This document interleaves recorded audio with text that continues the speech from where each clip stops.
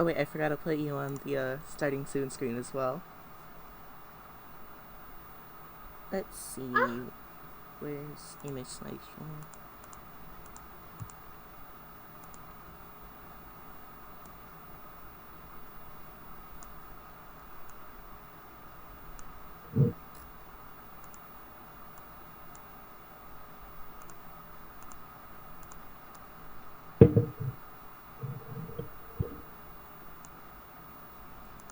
Ah.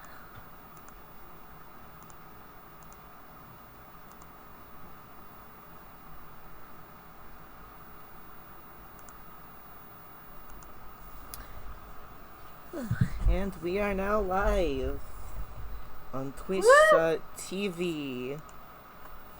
I love books and reading. I know, they're great, right? Today we have a book. Today we have a book called Shadows of the Dark Crystal by J.M. Lee, with illustrations by Corey Godby. Now, let us change to the book. Fuck. And of course, with every scene change comes the exploding of an iguana. It's so sad, Oh, fuck. but it has to happen. It does Sacrifices have to do must this. be made. Okay. You can also explode yes. an iguana if you pay me money. Yeah. You can pay us money to kill more lizards. We also, well, they're not killing them, they're just exploding. It's different. Oh. Where's that fucking Germa clip about the meat grinder? I mean, okay. They're technically digital iguanas. Like, they exist inside the computer. They're not real iguanas. But they still explode. I don't understand. Well, you see, there's computers. Well, I get that part, but in Kingdom Hearts Recoded, there's boy inside of computer, and he's real. Like, he's very real. Oh shit. So what have I done?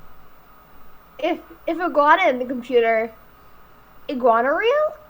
I mean, hearts are only real if you make them real. Yeah. So let's please not make the fuck, iguana am I making real. the iguana real? Shit. We're making the iguana real, thus making it suffer. We can't keep talking about the iguana, or else we'll make it real. We gotta get to the book. This stream also has media shares enabled. If you type in !donate, you'll get a funny link that you can donate money to and put in a link to a song. And we will have to listen to it while we read.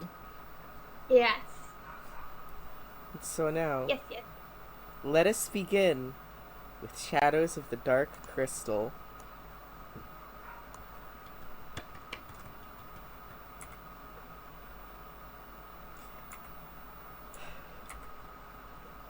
By J.M. Lee, illustrated by Corey Godby, and with a gorgeous cover illustration by Brian Froud. Here is a map, which you can also see on the left side of the screen. Special follow on to Claire, to Kate, and Catherine. To my mom for raising me as an artist and a dreamer. To my dad for making me watch a scary puppet movie at an impressionable age. J.M. Lee. For KG, Corey Godby. At first, there was silence, and then the song began. That's from the Dark Crystal Creation Myths. Chapter 1. The visitor appeared in the early morning, before the great sun had reached its summit in the pale blue sky. Well, okay, something I need to say real quick is if any of these words confuse you, or maybe you just want to know their meaning, you can type in !DC word list, and you'll get a list of all the words that are in this book's glossary. And I realized I forgot to put them in, the names of the clans, so you could also put those in. But if you do DC glossary and then the word, which unfortunately I need to fix that, there's no space in it, but if you just do DC glossary then the word, the stream element spot will tell you what that word means. So now... Oh, it's just a normal bola. Yeah. Like a bola in the real world. Okay. Yeah. Which I also have the name of the Gelfling clans in there, with, like, descriptions of them. I just forgot to put them in the word list, because I made that last second, because I was putting it off.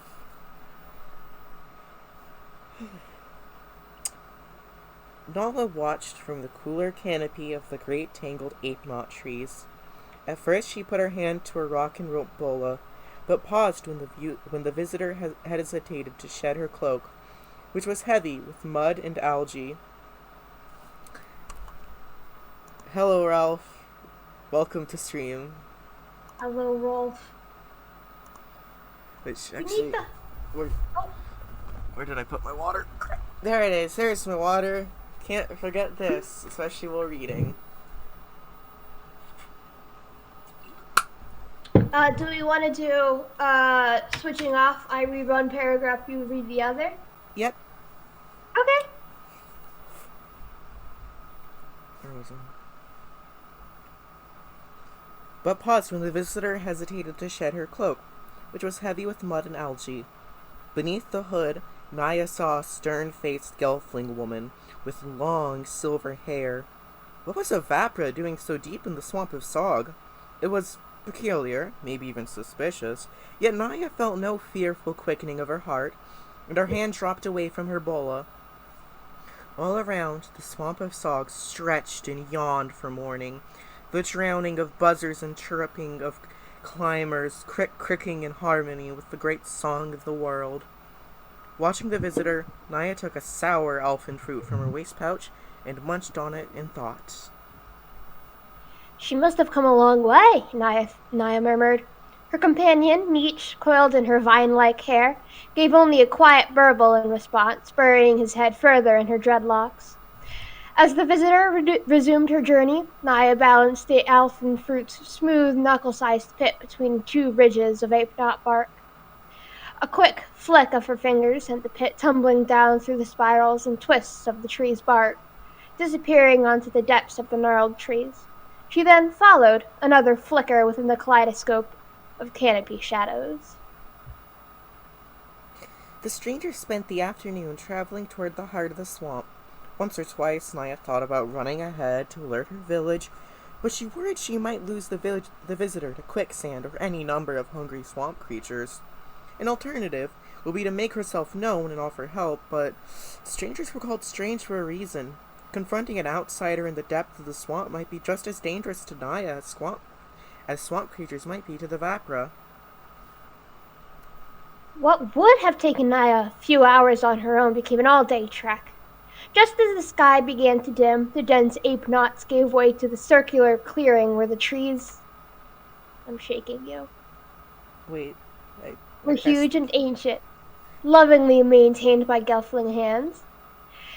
They had reached the home of the Drenchen clan. Naya looked for the system of boardwalks that floated on the swamp floor between the ape knots to her village above. Lattice walkways and walking ropes connected buildings and carved into the crooks of enormous trees to those hanging from thick pendulums, a whole world suspended above the swamp.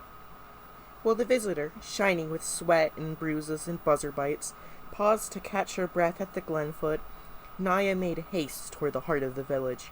She leaped from a branch to the closest walking rope, gripping with her bare toes as she dashed along it.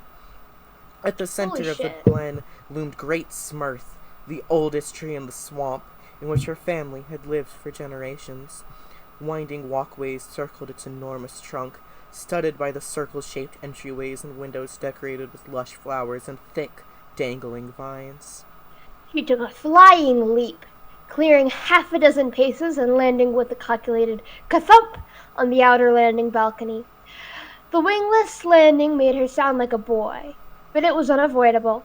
She didn't have any time for grace anyways.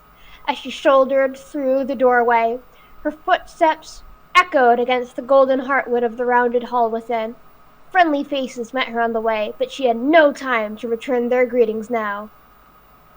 So, one thing to clarify, because since we're starting with the prequel books and not because my plan is to, after we get through the prequels, do the actual novelization of the movie at the end. Thing you need to know about Gelflings: female Gelflings have wings and can glide. Oh, like reverse ants. Yeah. So when she's talking about it being wingless, basically, Naya doesn't have wings yet. Is that normal? Not really. Okay. Mother, Nietzsche gave a tiny chirp of relief and fluffed the fur around his neck into place as Naya entered, breathless, into her family's chamber. Her mother, swathed in an embroidered cloth of deep turquoise and gold, was seated on a small stool, while Naya's two younger sisters wound beads and colored strings into her thick locks. Madra Laced looked every bit the Madra of the Drenchen clan, her kind face patient with wisdom and young with laughter. The spots that dappled her clay-colored skin reflected the spring green in the light, and her wings shimmered like a beautiful cloak of indigo and turquoise. In her hands rested a fledgling muskie, only half the size of Nietzsche, It was ailing from a small cut that broke its slick, black skin. Ah, Naya, good evening, said Lacid. You missed lunch, though I suppose you've come in time for supper. An outsider, Naya said. She plucked a damp cloth from the basin near where her sisters were tending to their mother, swabbing swamp mist off her cheeks with it. Their sisters gave her a tilted look, and she realized she hadn't begun at the beginning. This morning, on my watch, I saw an outsider enter the swamp. She's here now, at the shaking you. Glenfoot. She seems of Rapra, a silverling of fair hair and face. Mother, did you call for an almodra? No, Lacid said. She had not looked up from the baby eel where she had held it gently in one hand, waving the other above it in a slow, circular motion. Her fingers shone with a gentle, blue gathering light, as if it were a palmful of crystal water. By the time the Madra withdrew her hand, the cut had closed and the puffiness had receded, leaving the eel to chirp in thanks before flitting away out the window.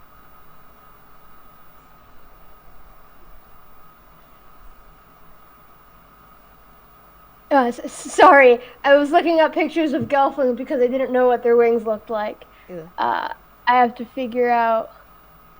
Eliona, the Madra's middling daughter, stood and perked her ears up, with any excitement for the mothers failed to express. An outsider! She exclaimed. From the Harar? Has she brought gifts from the Almadra? If she has, they're heavy with mud by now, Naya snorted. She took the low way. It took all day. Mother, haven't silverlings any sense in the swamp? No, they don't have swamps out on the Vakran coast, Lacid replied wryly. You could have helped her, you know. It would have helped you, too. Naya pressed her lips together, crossing her arms and choosing not to respond to the light scolding. Her mother always seemed to have a better solution on the tip of her tongue, no matter how much thought Naya put into her decisions. That was what being the Madra was all about, after all. And Naya wasn't Madra yet. Anyway, what shall we do? If she wasn't sent fact by the Almadra, we had better greet her, and sooner better than later. Meet her at the Glenfoot. Pema, summon your father, have him join Naya and our visitor. I'll see her in my chamber if she calls for it. As Penma, the youngest, scampered out to fetch their father, Lacid reached to the floor and grasped her crutch, leaning on it to pull herself up. Naya dried her face with her sleeve. She was unsure about greeting the visitor alone, and although she was too old for a childminder, she was secretly glad that her father would be there. There was something about the Vapra's arrival that was causing a worming feeling in Naya's gut. Mother, she said, quieting her voice, could this be about Gurjin? Maudra Lacid shrugged, raising an open hand with no answers in it. Not everything is about your brother, my dear, she replied, but her voice sounded uneasy, and the Sultanate fed the worm in Naya's stomach. The last time a silverling came, she began. And not every messenger from the old Madra is here to take your family away, Lacid finished. Now go on. Don't keep our visitor waiting. Show me your skill with formalities. Invite her to sup, and we'll see what all this huff-puff is about. Naya kept her mouth shut, unsure how to explain what she was truly feeling. When Gurjin had first been sworn into the service at the Castle of the Crystal, Naya had been filled with resentment and envy. Though she and her brother were precisely the same age, same in skill and will, their fates were different. His was to respond to the summons, while she remained in Sog to apprentice to her mother. It was the duty of the eldest daughter, after all. That was the way it had always been. Naya had since come to accept it, but it didn't stop her from hoping that one day a soldier would arrive with a summon to let her leave the swamp as well. Her mother, however, seemed to know better. Swallowing her pride, Naya took the stone's way, a long, twisting tunnel down to the root of Great Smirth. She ignored the careful glances and smiles from the men and children in the widening passage as she hurried by. She worried about what they might be thinking. Even Alonia's wings had bloomed, and she was one shrine younger. Naya pushed the self-conscious thoughts out of her mind. It was only a matter of time, her mother had told her. Coming of age is a journey, not a destination. The great song had long been at full height, its red brother peaking just along the border of the visible sky and warming the glen and shining on the pensive faces of the drenchen scattered across the walkway and the rope bridges. Above and around, Naya's clanfolk whispered, gray and green and brown faces peering out of their carved windows at the exhausted traveler resting against the knees of a nearby root. Naya, a closer look. She hadn't affronted earlier in the day. Unlike the sturdy Drenchen, the visitor was skinny as a stick, with a narrow face and high, soft cheekbones. Where Naya's thick locks were bound in twists and ropes of black and green, the silverling woman's hair hung in sad sheets of pale lavender, as though she had a proud, even brow and the posture of adult. It would be easy to lift her with a hand and toss her back into the swamp through which she'd come. "Hello," Naya called as she approached. Startled by her voice, the visitor's ears flicked towards her like delicate white-cupped flowers. "Hello," she replied. She spoke with an accent, shaping the word a bit sharper and shorter. Despite her weariness, she stood and did a quick, formal bow, holding the carved unimoth-shaped brooch at the neck of her cloak. "Perhaps you can assist me. I am Tavra of Harar. I'm hoping you might ask the inconvenience of her clan's hospitality. If I could speak with your Madra." When Tavra trailed off, Naya realized she was done speaking. Even if she hadn't finished her sentence, letting Naya guess the rest instead of saying it out loud. Naya tongued her teeth and took on a relaxed posture, holding her chin up, a pose that was well practiced. "The Madra is my mother, and I am her eldest daughter. You may speak with me in her place." A look of relief passed over Tavra's long face, though her eyes still watched Naya the way she might look at a wild Nibri, wondering whether it was dangerous or not. Was that what outsiders thought of the Drenchen? The look, and whatever words Tavra was about to utter, flitted away when Naya's father joined them.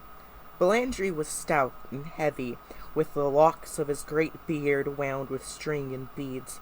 A spear held loosely in his hand as a formality that might befit the role of husband to the Madra.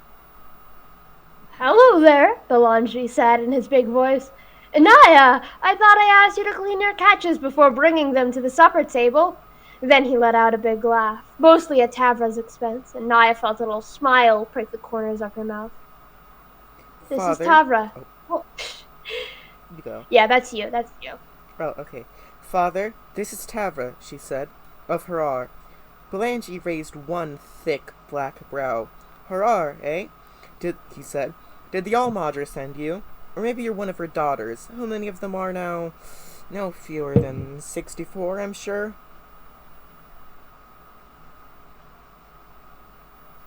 Oh, your audio cut out for me. Oh, you want me to read it again? No, where did you end off? I ended off on "I'm sure." Alright. Tavra's cheeks were so pale that they turned pink, and she raised a hand. "I am merely a traveler who happens to hail from the home of the Gelfin Almaldra," she said. "I have long since heard the sights and smells of the swamp of Sog. I was hoping I might ask the inconvenience of your hospitality, that I might witness all you have here for myself." Belangi waited, allowing his daughter to do the decision-making. Though she was not Madra yet, Naya let the talk fall quiet, sensing something writing below Tavra's words. There was much the Vapra wasn't saying, but so far as Naya's instincts could tell, it was nothing more dangerous than the Drenchen clan could take care of, should trouble arise. Resolved, at least for now, she gave her father a decisive nod. His smile returned, and he stomped the butt of his spear on the boardwalk before striding away. "Well then, we'll all witness something either way, won't we?" Shoulder. "Naya, find Tavra of her a place from which she might enjoy our hospitality. She may stay as long as she likes, and tonight at sup she can enjoy the sights and smells she so longed for." You gotta read that part there, too. Tavra's request had been granted. The look on her face was heartily enthusiastic. "So," It's the end of the first chapter. Do you want to discuss or continue? Oh, I want to keep going. I'm really liking this so far. Okay, let's take a second to discuss once we get to the first art. Nice. Chapter 2. That night, Tavra sat to Naya's left at the head table in the feast hall, deep in the belly of great Smurth. After a bath and some rest, the Vaporan visitor looked more noble than wary. Naya imagined their guests standing in the white stone halls of Vapraharar, the home of the Almadra. From her seat, Naya had a closer view of the woman's face and the nervous expressions she was stifling as the servers pushed carts of traditional Drenchian fare before them. On each cart were tiered trays stacked with wide wooden leaf bowls, filled past the brim with squirming delicacies. Fuchsia wart beetles and fermented Nibri milk dumplings, mushroom wing fronds, and Naya's favorite, blindfish, plunked from the very bottom of the swamp floor. Naya took her helplings by the handful as the cart passed, piling them on the white leaf in front of her as the drum singers played and sang from the balcony overlooking the bustling hall. Where are... Tavra began, glancing up and down the long table before thinking her question and retrying again. Do you use eating utensils? Skewers, Naya said. She gestured at the reed cup holding a dozen pointed eating skewers at the end of the table, near Gurgen's usual place in the only empty chair. Tavra shook her head, looking paler than usual as Naya slurped a wriggling white blindfish whisker. After a few carts had passed, hunger finally got the better of her, and she reached for one of the leafier dishes as it passed, only to find it was seasoned with crawling furry algae. In the beginning, Naya struggled to contain her amusement at Tavra's dilemma, but she soon felt a drop of pity in her heart for the poor woman and pushed her chair back. Come on, Nietzsche. Let's find something that our guests can catch. Nietzsche stirred from his coil around her neck, his slippery skin sliding until he balanced over her shoulder and stretched his webbed wings. He gave a little chirp and darted out a leaf hopper that had hopped too far from the table, munching on it lazily, while Naya wove between the cart servers and the gregarious group of the feasting Gelfling. Between bites, some of the Drenchen pounded on their table of the drums, the tumultuous rhythm resounding all the great Smurth's interior like a heartbeat. All sorts of creatures from the swamp heard the music, and even now were creeping in through the carved windows and between the feet of the chairs and tables, hoping to catch a delicious bite that had fallen to the floor. Naya gathered a plate of greens and a blindfish that she carefully cut into bite-sized fillets. She returned with it and set it before Tavra with a glass of Nibri milk. Beads of sweat dotted the Silverling's forehead like a tiara, as if the feast were more stressful of an ordeal than her journey to the glen. Oh no, poor bastard! Thank you, she said, although she still looked faint. Concerned about their guests, Naya forced a grin to set the other Gelfling at ease. That's not going to set anyone at ease. Eventually, a warmer smile crawled across Naya's face. Though she'd been doing it for Tavra, Naya found the gesture unexpectedly comforting. Oh. Here's our first bit of art. Oh, she's so pretty! Yeah! And look, you can see God. Nietzsche on her shoulder. Oh, I give her a kissy. So, are you excited to find out whatever this Vapra has come to tell us? Yes. Also, update. My cat Crota is banging on my door because she wants to be let in. Oh no! Would you mind if I excuse myself to open the door for her? Yes. I mean, yes, I don't mind.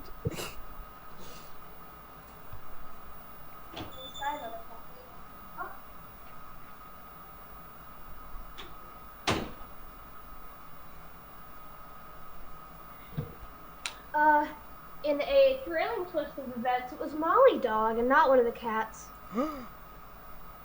So, Puppy's in here. Puppy. Puppy.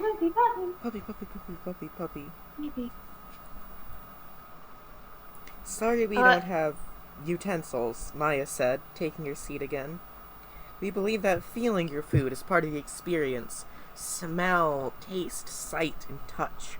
She showed Tavra how to wrap the greens in fish in the crisp leaves, and she took a bite.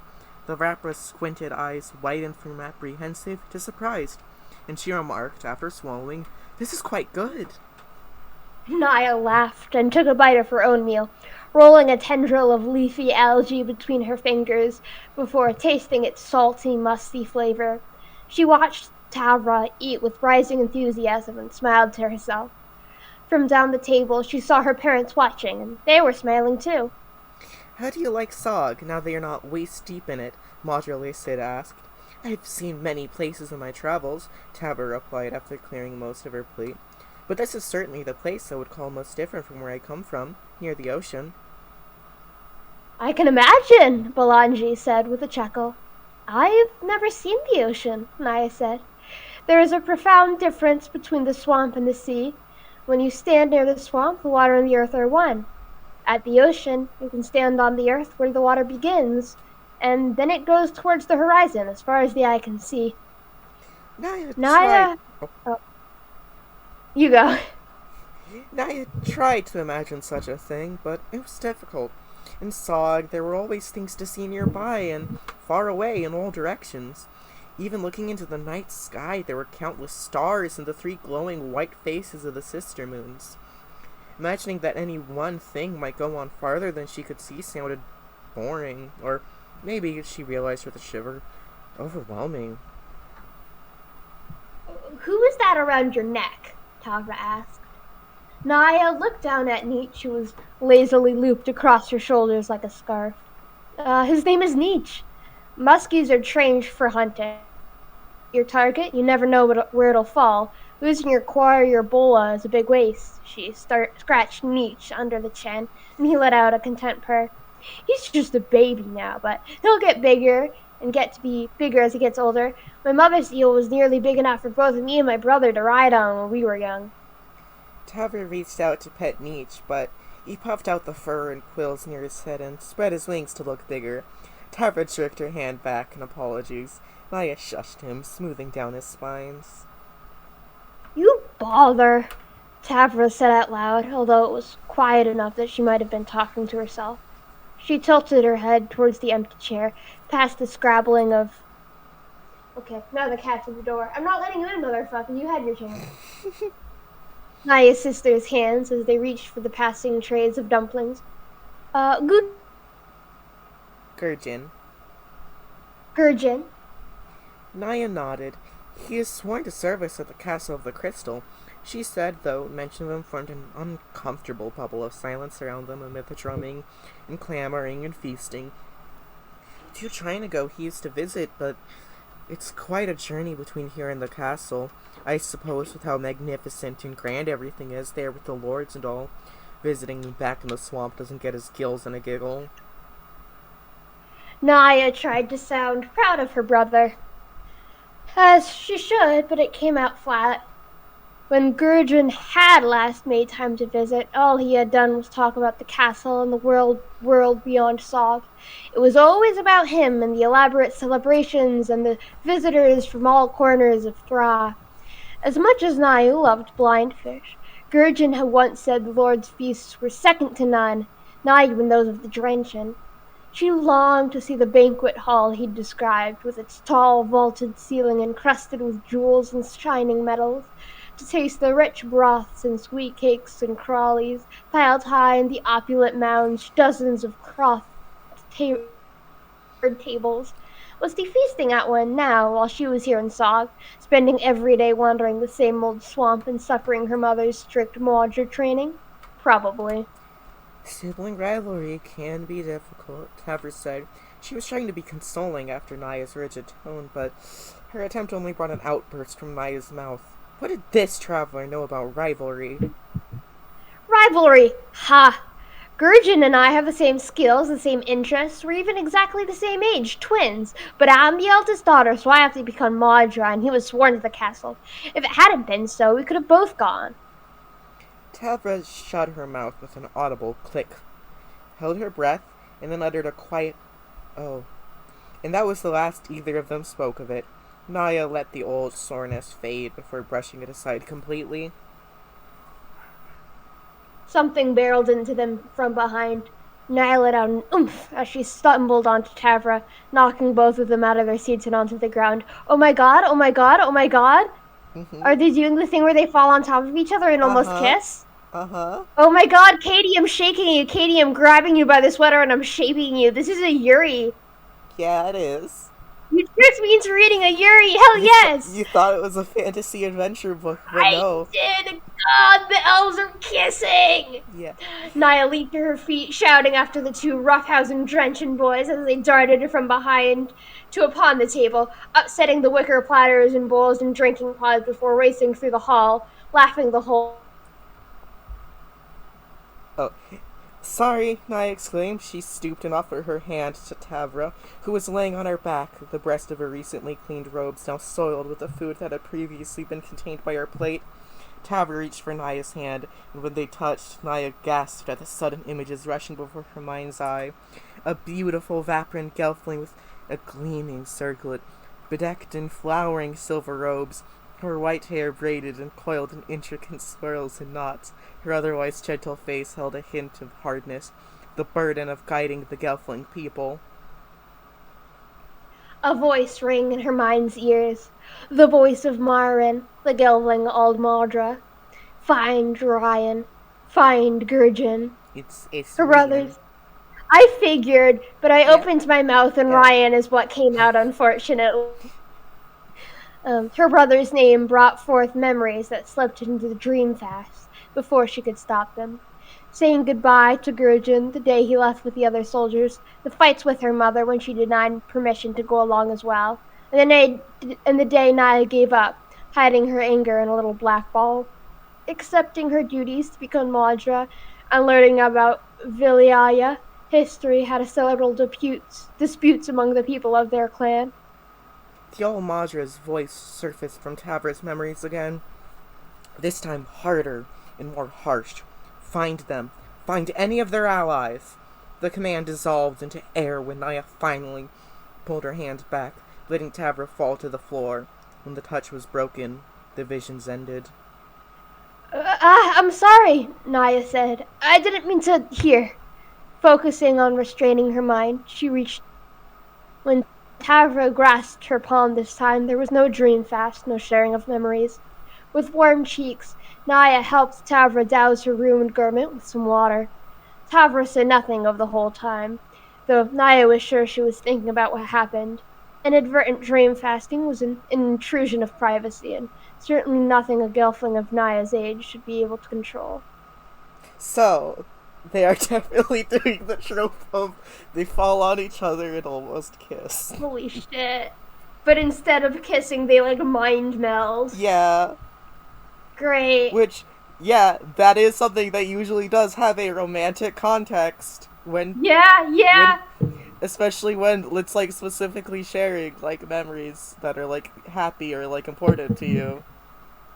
God, I'm very excited for this. Yeah, it's there's a reason I love these books so much. They're good. I'm sorry, Naya said again. I ought to be turning in, Tavra said instead of acknowledging the apology. It's been a long day for me, and I fear I won't be able to keep my eyes open much longer anyhow. Naya stood by, wringing her hands as Tavra made hurried thank yous and final exit. When she was gone, Lacid beckoned. Chagrined, Naya stood near her mother and rubbed her forehead with the back of her hand. That was a hasty exit, Lacid remarked, absent-mindedly stroking Naya's locks. What happened? I accidentally dream-fasted with her, she muttered, half hoping her words would melt away before her mother heard them.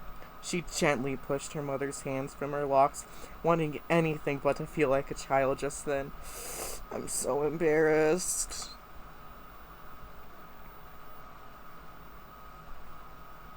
So long as no harm came of it, I'm sure you'll both survive, Lacid said, folding her hands in her lap. Belangi, apparently having overheard, leaned in.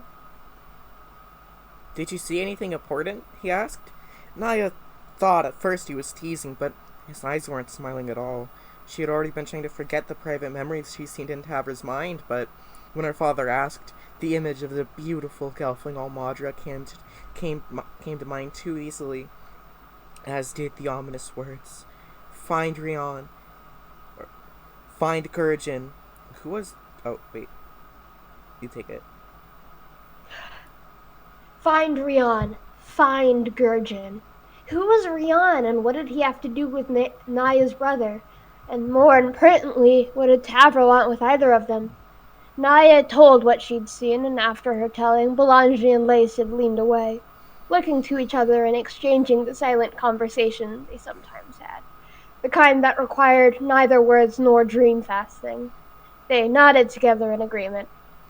Naya, Lace had said in an even but stern voice, in light of this, I believe the time has come for us to clear up our guest's less than satisfactory pretense. Finish your supper for now, but after meet us promptly in my chamber. We are overdue for some hard talk with Tavra of Harar.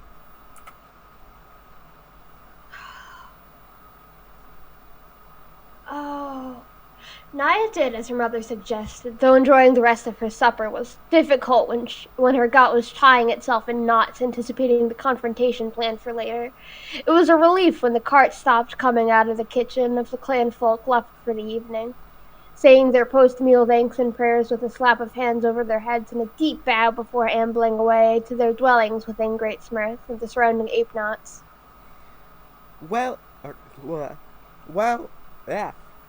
That word's not coming out right. Take a drink of water.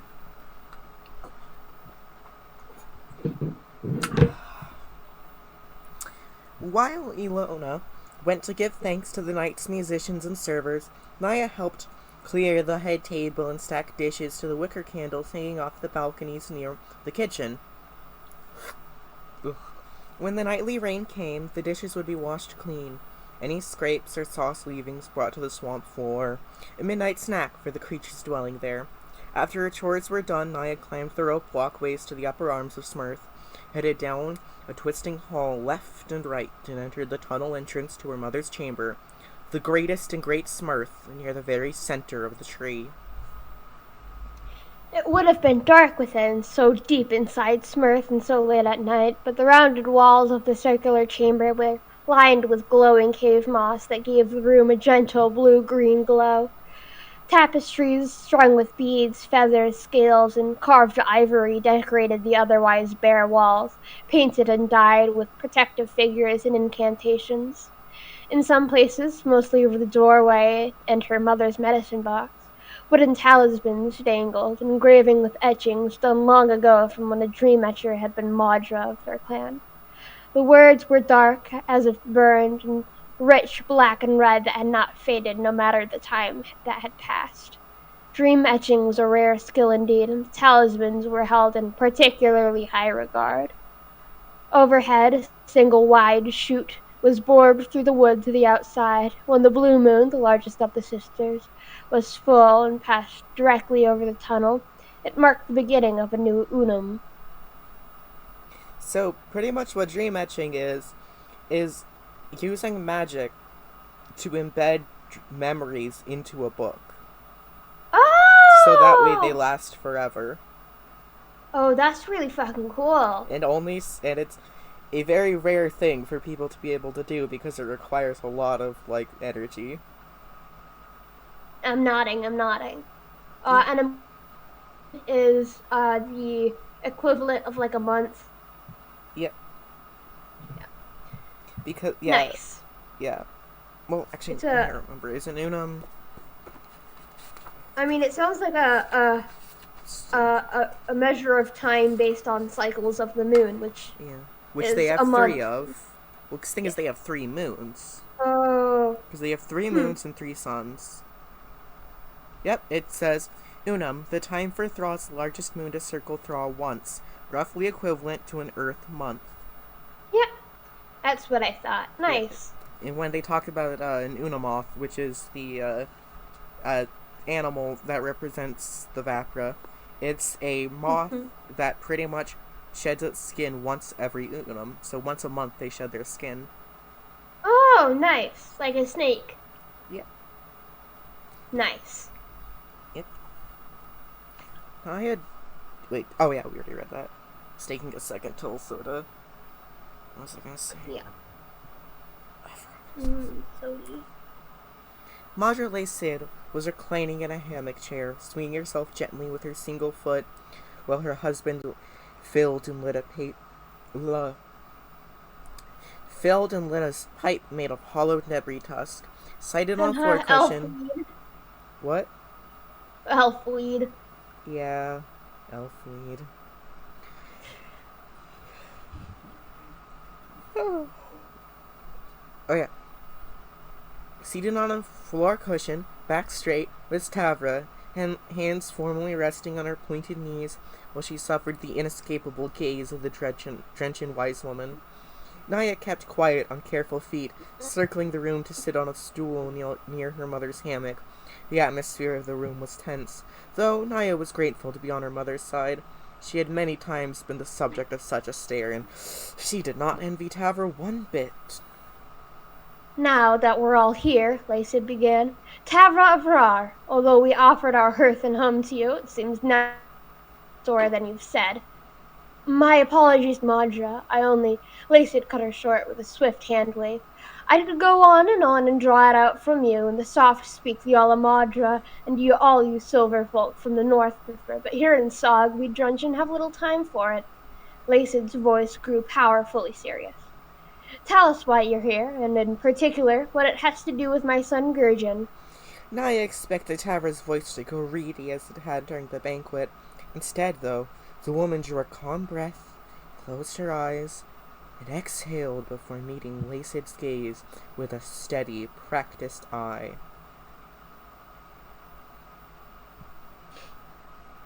I am a soldier sent by Almadra Mairin, she said. She glanced at Naya, not so much with accusation, but only with knowing. Your daughter must have told you that much by now. Her dream fasting is stronger than most her age. She did, and it is, but I prefer water fresh from the spring, Lacid said. On what errand did the Almadra send you? Though I would have preferred to have this come to light in a manner less embarrassing. Hard talk. Hard talk, Oh. said Belangi. Get to it. Lacid raised an eyebrow in agreement, and Naya felt a pinch of pleasure from seeing Tavra squirm. The Vapra hesitated, drawing her fingers in towards her palms, resolute. Your son and another castle guard, Rian of Stone in the Wood, have been accused of treason by the Skeksis lords. Their crime is spreading lies against the castle of the Crystal and Harar. When called to trial, instead of facing justice, they fled. Neither have been seen since. I was going to tell you on the morning, but formalities. I apologize. Naya's breath caught in her chest, ears burning and eyes starting to her mother. The castle had been entrusted to the Skeksis since the beginning of time, and in turn they shared the ancient task of protecting it with the Gelfling. It was all part of the great song of Thra, the endless harmony of all things existing as they should. To fall out of tune was only possible through powerful darkness and corruption. Gurjin may have been arrogant about his duty at times, but he took it seriously. It was impossible. Naya wanted to shout that he might betray the Skeksis, the castle, and the heart of Thra that resided there. Naya pressed her tongue firmly against the roof of her mouth, forcing herself to be still, and let her mother lead. Well, better late than never, Lacid said, acknowledging the apology but heartily accepting it. If she felt the same defensive surprise as Naya, she hid it well, leaning back in her hammock and tapping her forefinger against her lips. So, you came here to see if Gurjin the treasonist had come home to hide.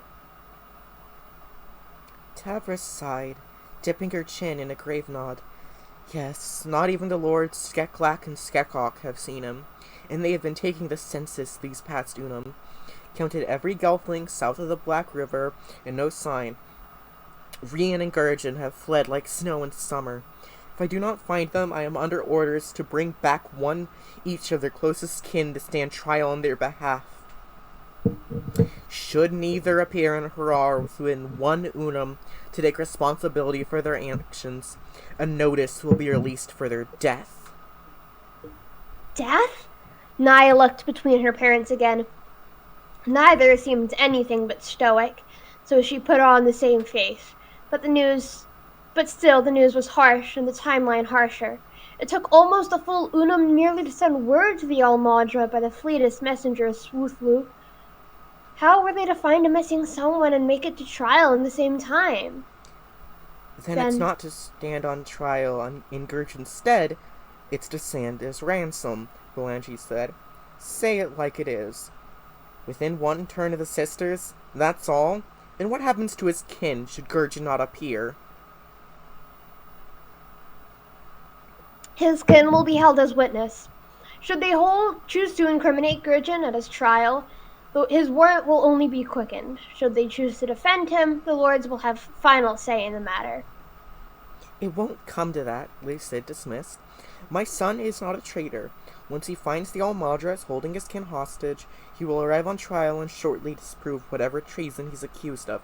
Surely there's some explanation for his disappearance. How can you be so sure he's not a traitor when you haven't spoken to him since he's been accused? Tavra asked plainly. So direct it nearly sounded drenching. There is a reason serving the castle is a duty that ends only by death. It changes you. As much as you protest, you may not recognize Gurgen as your own son, should you have the chance to see him again. Gurgen's interests are in hunting games and courting girls, not politics, Belangi said. He crossed the room to stand before Tavra, the whole chamber echoing with his heavy, solid footsteps. Those aren't likely to change his whole life, sworn to the castle or not. How I'd love to see those rosy red cheeks on her silverness when she finds he's not planning treason but climbed up a tree with a lassie wing somewhere.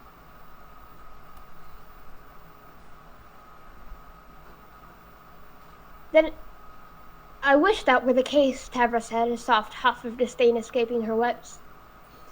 Then it's that scoundrel Stonewood, Belangi insisted. I always knew those rock-banging forest bugs were no good. Belangi! Lycid warned, and he fell silent, though his eyes were still burned. I've been through Stone in the Woods already, Tavra said. No sign of either. We'll look again, Belangi replied. I promise you'll find it's Rian, dragging my boy along on some reckless hoax. Everything about Tavra hardened with annoyance. Naya wanted to be loyal to Gurgen as her parents, but the truth was, Tavra's word had merit. It was very possible, though she didn't like to admit it, that his life outside the Sog had changed her brother bit by bit. Had she been in his place, she would hope to have changed, grown at least a little. Her mother had always said these might grow some wings on the boy, saying that had consistently invited a contest from her only son. But while Naya had grown in her training, accepting some assigned responsibilities, perhaps this is what Gurgen had gotten up to. No, she reminded herself, this is what Tavra said he was up to. There was no proof Gurgen was a traitor. I just gotta say, I love that further replace it of, like, pretty much saying grow of hair. They replace it to talking about wings instead. Yeah. Which, it's fun. Yeah. Which, remember, it's only female gelflings that have wings. I'm nodding. If you're so sure your son is innocent, then I invite you to send his closest kin back to Harar with me, Tavra said, glancing at Naya for the first time since the meeting had begun.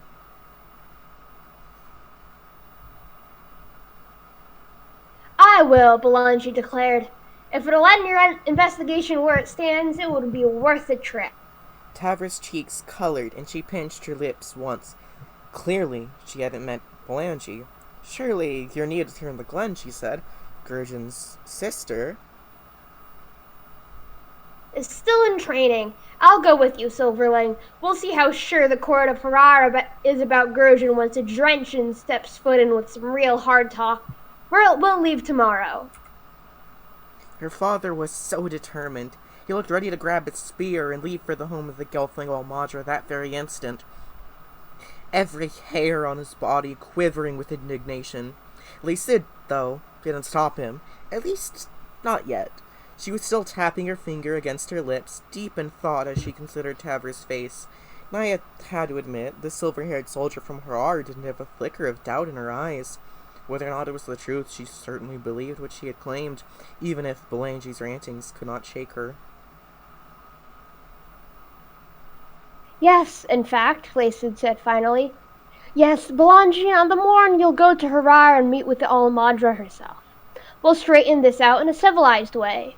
No need for sneaking about and sending mysterious visitors to investigate in the dark of night. Just as Tavra opened her mouth to protest again, Lacid continued, Naya, you'll go with your father. Naya straightened, hands clutching her knees, heart racing with both surprise and excitement. I will? It's about time you left Sog, and this will be a good time to do it. You'll go with your father and see how they do things in Harar. Lisa's voice dropped a bit lower, almost as if she was speaking to herself. There's a thorny nettle growing between the Caxel and the Skeksis, tangling with the Almadra and the Gelfling race. As it grows thicker, we in the outreaches of the Scarith land will need to be more familiar with those that rule us. Belangi huffed a ring of smoke and put up his pipe with an unruly clatter. Great, Belangi said. Final saying, Naya. We leave as the great sun rises. I'm off to bed. He thumped his chest once with a fist and let out a brump as he left. The order came through the room, and Naya wrinkled her nose when he was gone, turning her attention back to Lacid. Madra, I will accompany your daughter and husband to Rar. Aura bless, I'm sure you will, Lacid replied, a dubious arched brow making it clear where her trust was. At the least, it's a way to shoo you from my sight. Get to bed and rest well. You leave in the morning, and with you goes any and all words against my son. So, Agra is also one of the best characters of this series. You will meet her probably. I think she does show up in this book, but Yay! she's legitimately one of the best characters. I love her. Great. I may keep my lips sealed, but the truth garners singers wherever it goes, Tavra said. She stood. Still, I thank you for your lenience. I will endeavor to escort your husband to the Almadra so he may make his case at Gurgen's trial. If that is what you wish, I don't guarantee its effectiveness, however. Naya bunched up her fish at the irreverence in Vapra's voice, but she had all through the meeting held her tongue. It didn't feel good, but she knew it was the adult way and suffered through it. Lacid shrugged and waved a hand, unaffected by the Vaporous haughty tone. I don't need your guarantee on anything, Tavra of Harar, except one, that you'll get out of my swamp as soon as there's light enough to show you the way. Which I'm gonna take a quick break real quick. Nice. I'm gonna go get more. Yep. I'll be back.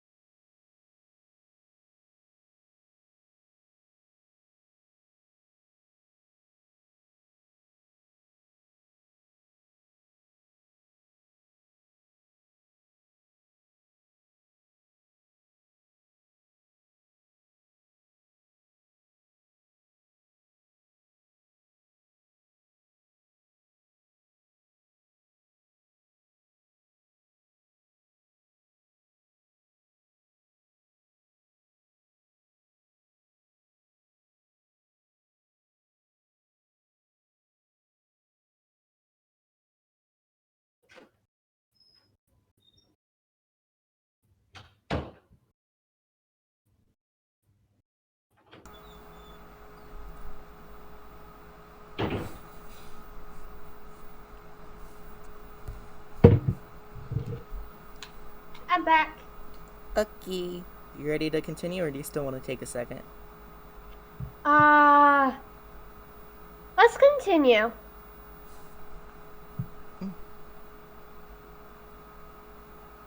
Oh, I need to fix the command, but there's no space. Okay. Oh, sorry to someone in chat because they were trying to use it.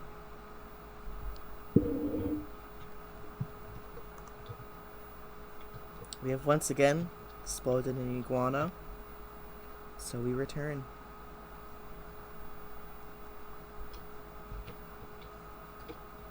Let's see.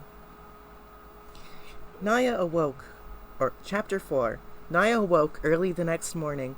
After splashing her face with cool water from the basin outside her window, she pulled on a light tunic and tucked 2 bola in her belt. Lastly, she opened a small leather pouch that rested on her single carved shelf. It was a gift from Gurgen, something he'd brought back for her the first time he'd returned after his appointment at the Castle of the Crystal. A small dagger with the blade of real metal, and set in the sterling hilt was a polished river rock, black as night and so shiny she could see her reflection in it. Metals were hard to come by in Sog, though Gurgen had often told her of the many gleaming ornaments and fixtures that adorned the castle. It was the only thing he'd ever brought her, aside from all the stories that filled her with wanderlust. What was she to use it for?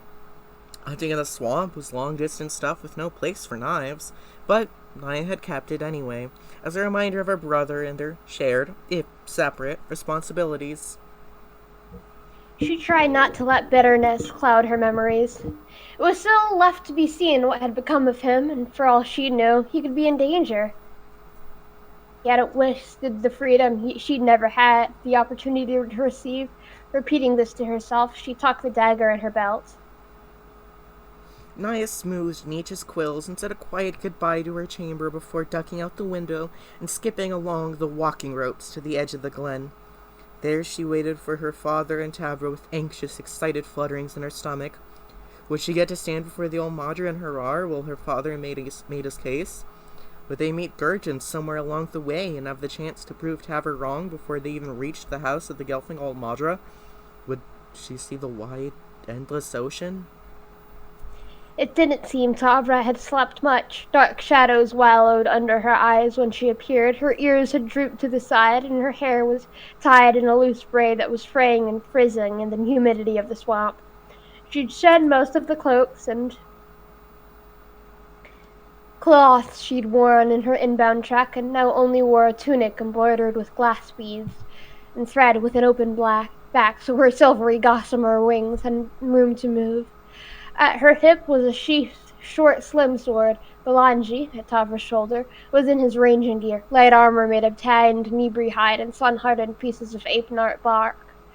He had a travel pack strapped across his shoulders and a hunting spear in hand. With only a series of nods, silent in the awakening morning, they embarked, leaving the drenching glen and the great Smurf behind them. Naya Oh, I remembered what I was going to say earlier, is I keep trying really hard not to accidentally say Great Smurf. Oh no. Naya followed her father upward, and they showed Tavra how to climb into the labyrinth of ape-knot branches, ensuring the journey out of Sog would not be as grueling as the one inward. Once they reached the canopy, they picked up their pace without hesitation. Using his spear to vault from ape-knot to ape-knot, Belangi was swift and powerful despite his bulk, and Naya had to stay alert and on her toes to meet his pace. It was exhilarating to feel the wind against her skin, and the challenge of matching her father, or at least not falling behind, brought her heart to a steady, quickened rhythm that synchronized with the song of the swamp. In this way, they went from morning through a late afternoon, making quick headway north. Naya nodded quiet so long to each ape knot she passed, still in disbelief that by the end of the day she would finally be leaving the swamp that had been her constant home since she was born. And oh god, someone knocked over the cup. Oh fuck. Sorry. That was me. It's fine, I just gotta go pick it back up. Give me a second. Cat shit, sorry. It's fine, it's fine. Happens all the time. Can't really help it. I get it. To her surprise, Tavra kept up.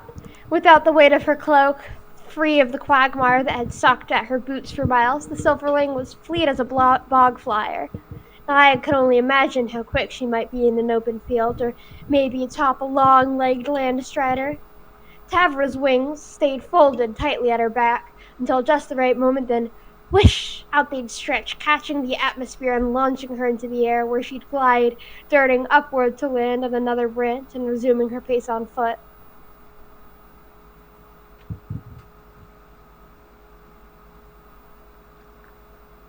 Wait, Katie. Yeah. Sorry, I spaced off. Where did she stop? And resuming her pace on foot is the last line I read. Oh, okay. As the trees began to thin near the swamp's threshold, Tavra made one particularly impressive leap, swooping high into the air and flying for some distance without landing. The clearing of the canopy let the sunlight through, and the rays caught the silverling's wings, lighting them with a flash and sparkle of silver. Distracted by the sight, Naya swelled with envy, nearly missing her step as the earth suddenly shook. At a reverberating groan, the ape-knots all around tried to curl in on themselves.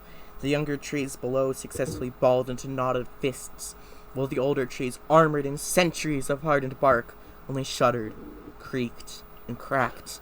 Naya gripped tightly onto the bark, digging her fingernails in and holding her breath, knowing that if she were tossed from the branch, she would have no way to slow her fall. You ever get so distracted by a girl that you almost fall out of a tree? Yeah. Every fucking day, man. She heard shouting as the trembling subsided.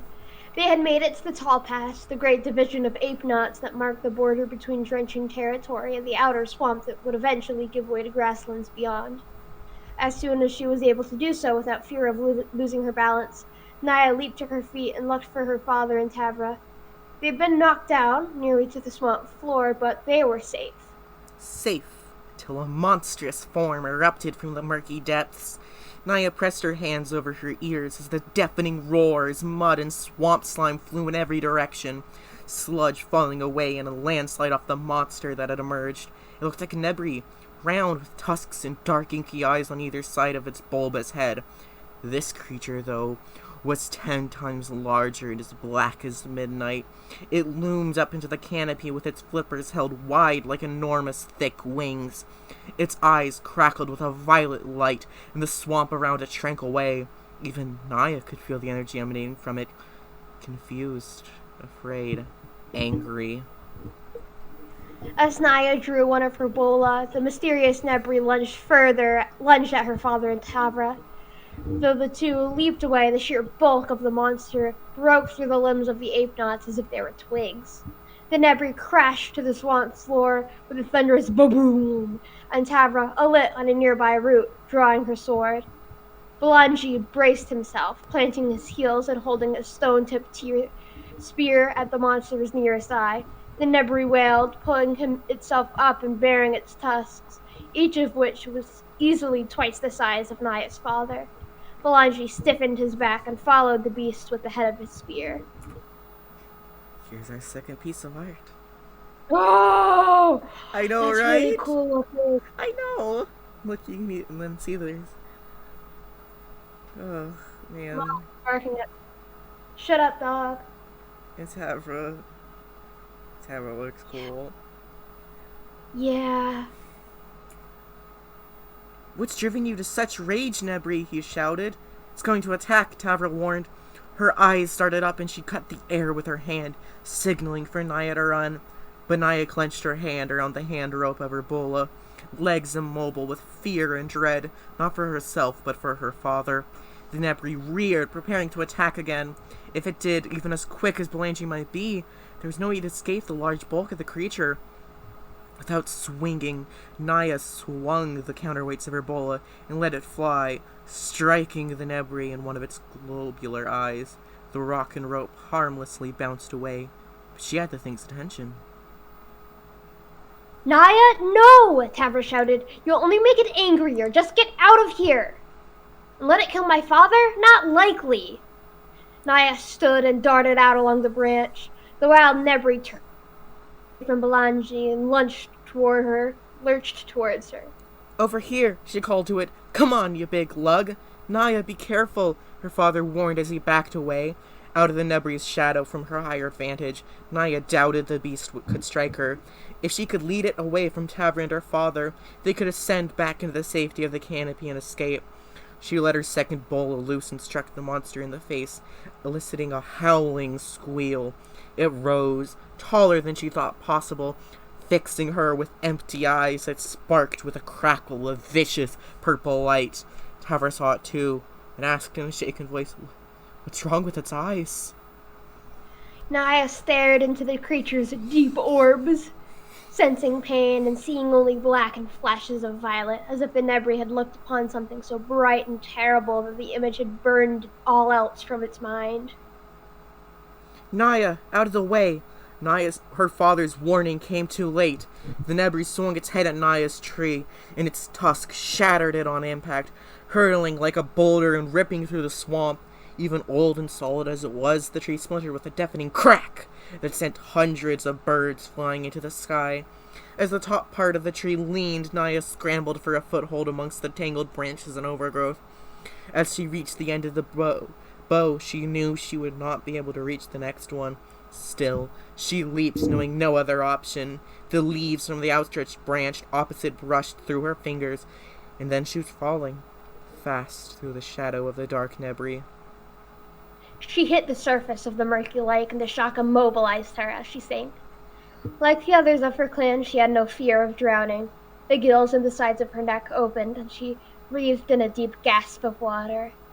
She sank deeper until her back touched the soft mud of the lake bottom. Nietzsche, who had been hiding in her locks, swam around, spitting bubbles of worry. Through the murky water, she saw the shadow of the Nebri and flashes of light. The water muffled all sounds except for the groan submerged Nebri. All she could do was hope her father and Tavra would survive. Her fingers began to tingle, and after what seemed like ages, Naya regained feeling. She dug them into the mud below her, grabbing a handhold to pull herself up. She stopped. Something hard was under her toes. She twisted and looked, pulling away the mud and silt. Below the gray and black, there was a ripple of light, a sparkle of violet. She cleared the area and saw a crystalline vein running through the rock. Though it was only a thread's width, she found herself squinting instinctively, as if her body knew the source, however distant it was so bright it might blind her. The chaos above her seemed distant, far away. It wasn't until a loud splash cascaded above her that she realized she had lost time and looked up. A body was drifting, blood reddening the water around it. Panic struck her and she forgot the crystal. She planted her feet on the lake floor and launched herself upwards. Her father was sinking, bleeding from a massive wound on his side. She caught him and slowed his descent. He was conscious, but barely, spear still clenched in his hand. Naya kicked, pulling the weight of her father until they broke the surface of the lake. Then Tavra was there, trying to help haul Belangi onto the soggy moss blanketing the ape-knot roots. But one of her arms dangled uselessly at her side, and her tunic was stained red with blood. They wrestled Belangi halfway out of the water and stopped to breathe. Tears mixed with swamp water and green bits of algae and slime on Naya's cheeks.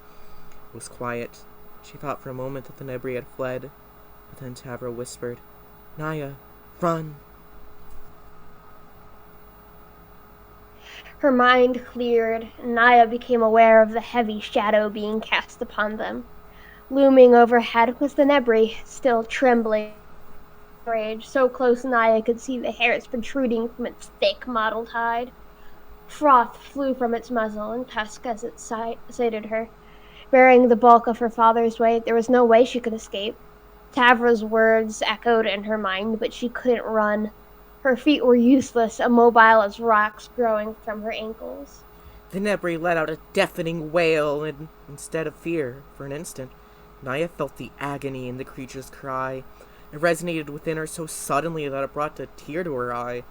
The Nebri was in pain, and she could feel it as closely as if it were her own. Spurred by this sensation, her feet were moving of their own accord, but they were not taking her out of the monstrous shadow. Naya, no! Tavra hissed. She tried to pull Naya back with her good hand, but her reach was short. Naya stepped close enough to the Nebri to touch it. She hushed her voice and reached out, smoothing her hand along its rough skin.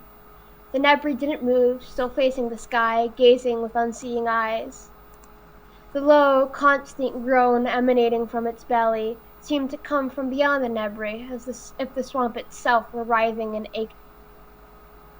Please, she called to it. She didn't know what else to do.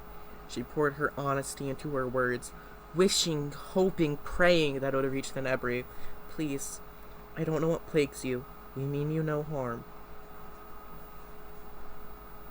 Sound of her voice, the Nebri gaped, tusks and teeth bared, rolling its head. Tavra cursed and struggled to move Belangi away, giving up on trying to coerce Naya into fleeing. Naya didn't care, focusing all her attention on the Nebri. Where had it come from? What had it seen that it so? A vision wriggled into her mind of the crystal vein in the swamp and its terrible darkness, of shadowy shapes, of fear. The fear bore down on her like moonless midnight, enveloped for her to become lost within it. The thought of her father, her mother, her sisters, or Gudrun, wherever he was. The Nebri let out a high, pained cry and shuddered, startling Naya into stepping back. She kept her hands at her side, watching. Out of the corner of her eye, she saw Tavra was watching too, having given up on escape. The Nebri lunged, they were done for, but it made no move, uttered no sound. The entire swamp was quiet, save for the dripping of water, and then a loud rumbling moan. The cry was so miserable and pained, brought more tears to Naya's eyes. The Nebri shuddered from fin to snout, then collapsed in a wave of flippers, whiskers, and flesh. It heaved a breath, but the sound was ragged, deep, and hollow. All was silent. The Nebri was dead. The Nebri was dead. He's dead. Died. Oh, God. That was a very good fight scene. I know, these are really good fucking books. Yeah, yes. Tavra helped Naya pull her father into a bed of algae and moss. Naya could see that the wound, although deep, was not as bad as it had seemed in the water, surrounded by clouds and clouds of blood. Tavra heaved a sigh and fell to her knees, grasping her arm. Her shoulder seemed dislocated, and sharp pieces of daggered wood pierced her arm and parts of her torso. She must have collided with one of the many splintered branches or tree trunks that littered the tall paths. One of her wings looked crushed, but at least it was still intact. Collapsed between two ape knots, the Nebri was nothing but a mound of gray and black flesh. One flipper extended limply into the air, soon to be a perch and feeding ground for the scavenging animals of the swamp. Something I gotta say is, like, as much as I like Age of Resistance, it does make a lot of changes to the story, and some of them, like this whole scene right here, this isn't in the Age of Resistance. It starts right... Really? Yeah, no, Age of Resistance starts right with... I mean, in the first couple parts of the book, Naya is the protagonist. It mostly focuses on Rian, which I like. He's a good character, but they like. Girl. Yeah, Age of Resistance is really good. Sucks that Netflix didn't give it a second season, but yeah, and it's really cool to see some of these characters like actually in puppet form. But man, Father, Naya whispered. Father, are you all right? Oh, hush, Belangi grunted, sitting up and pressing a hand to his side. Of course I am. Naya searched the traveling pack that was buckled to his belt, looked for healing herbs. Tearing cloth from her tunic, she pressed it against the wound. Tavra found Belangi's spear and laid it nearby in case of trouble, and then searched the canopy for any more danger. All the creatures afraid of the monstrous beast the Nerbri had become. Naya put pressure against her father's wound, closing her eyes and reaching with her heart, the way her mother had taught her. It was difficult to focus, every nerve on alert for new danger. She stared intently at her father's wound and bade the bleeding to stop. In response to her effort, the moss beneath them rustled, growing. A blue light glowed from her fingertips and from her father's flesh. After a moment, the bleeding had slowed, though he was still in no condition to stand. Also, I just gotta say, I am a sucker from the... Amazing, Tavros. I am such a sucker for the trope of using healing powers also makes the plants around them grow. It's perfect. It's really trope. good. Best trope. It's really, really good. Amazing, Tavros said quietly. The songs of the Drench and Maud. See.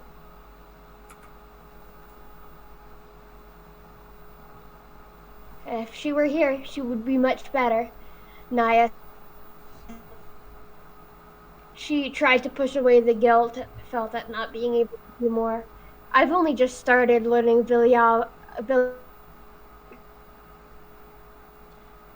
I just want to say real quick in chat, please don't make comments on like the pauses. It's either I'm trying to catch my breath or Stormy's cutting out, or like I have to wait for it to catch up because there is a bit of a delay between when I go to the next page and before Stormy sees it. Yeah, sorry. No, it's not your fault. I was just bringing it up because someone was mentioning it. All right. Blangy coughed, then chuckled, sitting up. Though most of it was for show, his color was returning, and Aya felt a minor sense of relief. Don't look so worried, little leaper, her father said. You've done just fine. I'd be worried about our silverling friend. Oh, okay, got it. Then you're reacting to the story. That's fine. It's also just letting it be clear. Oh, all right. Okay. Yeah. Oh, don't worry, sir. I was just wanting to chat. Yeah. What was it? Okay. Tavra was working on fashioning a sling from the sleeve of her tunic, her broken wing hanging bent at her shoulder. Nice wasn't sure if she should try to heal the Vapor's wing or how to ask if it was even a wanted thing.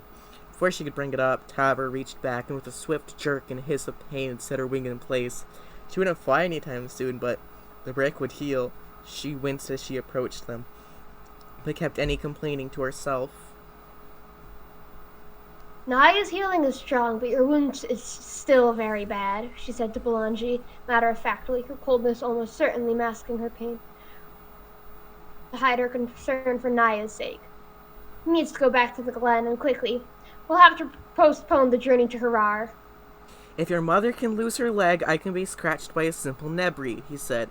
For emphasis, he coughed a forced ha! Aya felt more relief at his humor, but it couldn't overpower the apprehension in her gut. The Nebri's behavior hadn't been natural, not at all. What if there were more? If one made its way to the danger? That wasn't a simple Nebri, Naya said. It was ill, I think, or possessed. I saw something down under the mud. It looked like a crystal, the same color as the light in Nebri's eyes. If they're connected, it might not just be that Nebri. There could be more creatures affected. She had half expected her father to make another joke, laugh it off, but the humor in his voice had run dry. Despite her healing, the wound in his side was taking its toll upon the fallen Nebri. With a grunt of effort, he braced himself with his spear and pulled himself up. It didn't. But then again, they couldn't just lounge around until he healed.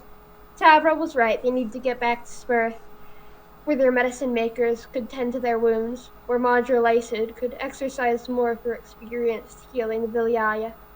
Naya was the only one who had suffered nothing but a few bumps and bruises. I know. What do you think's going on? Some sort of dark... yeah. Some sort of shadows of the dark crystal? Yeah. Fuck's up, man. Tavra of the Harar, Belangi invoked, glancing at the silver-haired Vapra. What do you make of this? Is there anything we ought to know?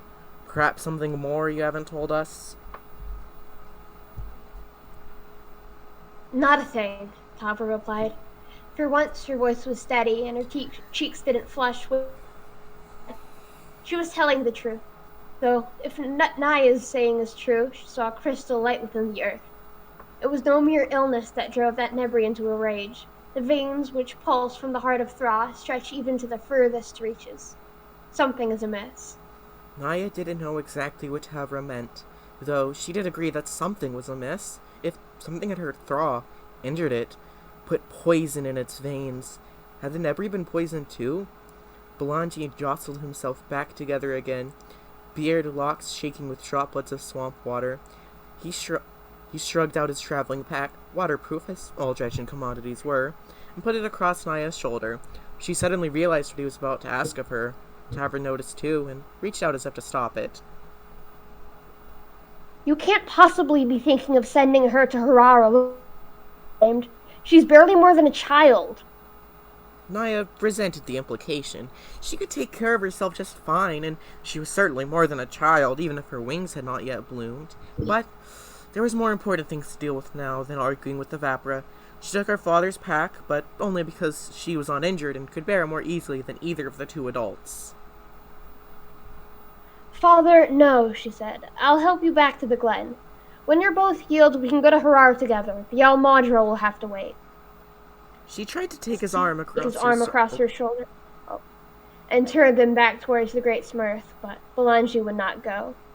The Almadra cannot wait for this news, he said. He gestured with his chin at Tavra. You, of anyone, should know that. If Naya saw flickers from the crystal and felt something was wrong, we all saw that, Nebri. Felt how out of harmony it was with Thra. Now it's dead, and we're hurt. It could be Unum before I'm fit for travel, and I fear by then. No one wanted to hear the end of Belangi's words, so he didn't bother uttering them. Naya glanced at what remained of the Nebri. She hoped it was not an omen, but her mother had taught her all things were connected. Tavra shrugged, grimacing. I will heal faster. With help of the Sprite and Landstriders, I can reach Harar quickly and bring the news of what Naya saw. Other thoughts were sliding beneath the Vapra's eyes, but they didn't surface in words, or even more than the frown that was deepening on her thin, pink lips.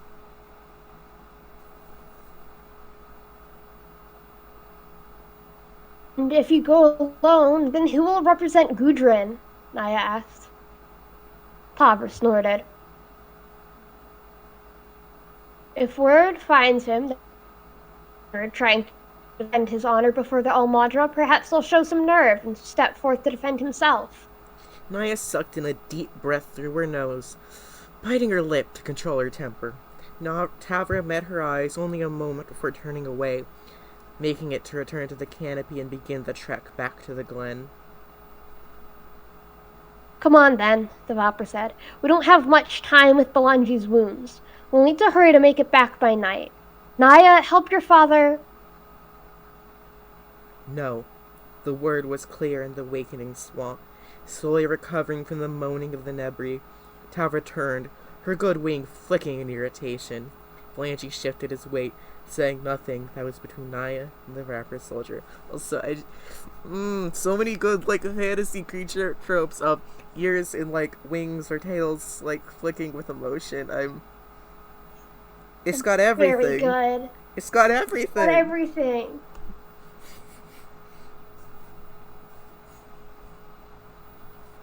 Excuse me, Tavra said. Naya stepped forward, resolute. She held her hands to keep them from shaking and forced her voice to be calm and controlled, but with no room for compromise. No, she repeated. You're going to help my father back to the Glen. I'm going on to Harar to see the Almadra and represent the Trenchin and my brother. Tavra put her on her hip, sizing Naya up with a seasoned soldier's gaze.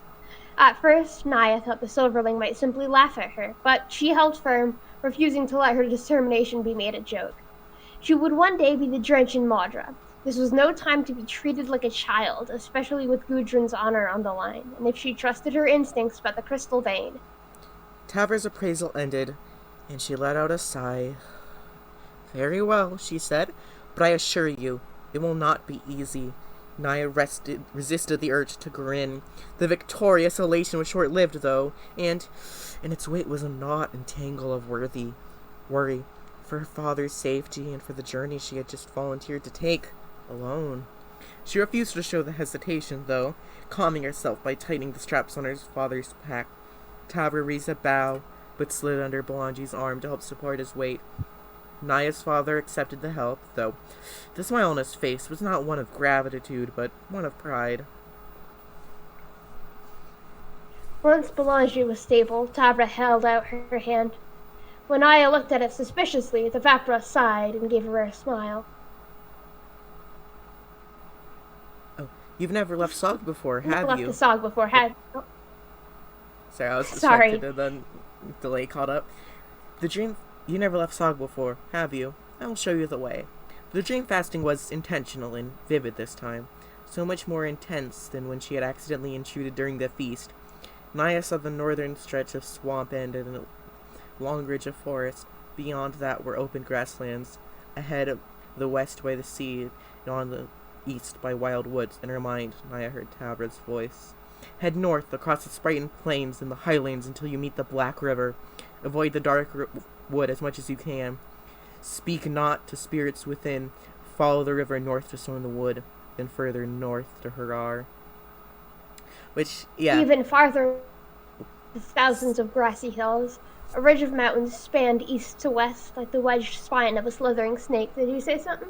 I was gonna say, so yeah, dream fasting is two contexts. When used purely as a, it can either be used as purely practical, just, if you say, for just basic information or like roots or stuff like that. But yeah, when it's used specifically to share like memories, it is like especially in like Age of Resistance has it where literally one of the first scenes in the first episode is Ryan and his significant other like specifically dream fasting and sharing like important memories to them. So what Naya did and actually dream fasted was first of all, that was information that was not given willingly, and also shared, like, important memories, not just information. Alright. Yeah. Good to know. Oh, it was a black river that turned sharply north again through wilderness and wood until it finally reached the Silver Sea.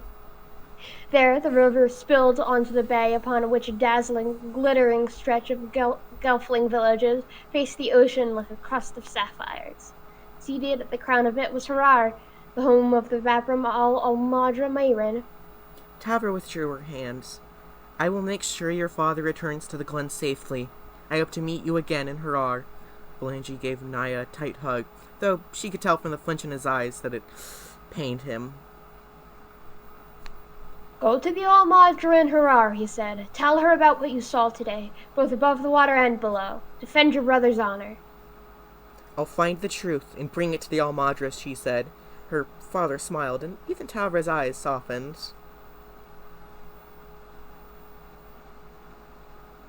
Take care of my little girl, Nietzsche said Nietzsche burbled, hugging at Naya's neck. She wiped away a tear and then darted up the nearest ape knot to the north, anxious to begin her journey. Chapter 6. Chapter 6? Yeah, we're in Chapter 6 already. Wow. Naya passed into the... Oh. I was gonna ask how late do you want to go? The plan was to go to 9. Which, okay. For me... So, like... I think that's about an hour 30. Yeah, for you it would be an hour 30.